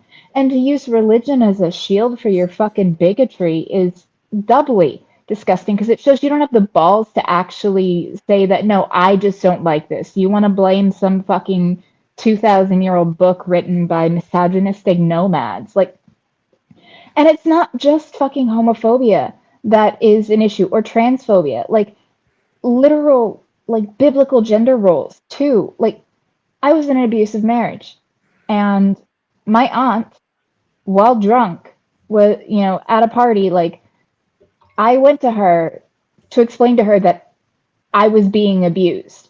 She was my godmother, and it took a lot of courage to open up. She was the first person that I opened up to it. She doesn't remember it because, again, she was drunk at the time. But her words to me, and I'm not kidding, Where, well, maybe if you were a better wife and had a hot meal and a cold beer waiting for him when he got home, he wouldn't, take his frustrations out on you. When I told her I was literally being raped and tortured. So, like, I understand how shitty people can be because of their religion. And again, it's because she subscribes to that fucking, Christian idealism of man and a woman and, yada, yada, yada. And, like, this is why I'm an anti-theist and why I want all religion to die. Because it encourages toxicity in all areas of life and for everything that doesn't fit the cookie cutter mold that they have. But it also gives people an excuse to point to justify their shitty behavior. And no, fuck that. All right. So I'm going to need to wrap up soon. It's been a tough weekend for me, and I need to be in a space where I'm just like offline for the rest of the night. Mm-hmm. So y'all can hang out. Thanks everyone for joining. I know Beck couldn't be here because of dental things. We can talk backstage if people want, but I'll wrap up this stream. I hope everybody has a good night, and I'll see you later. Nice meeting all of you.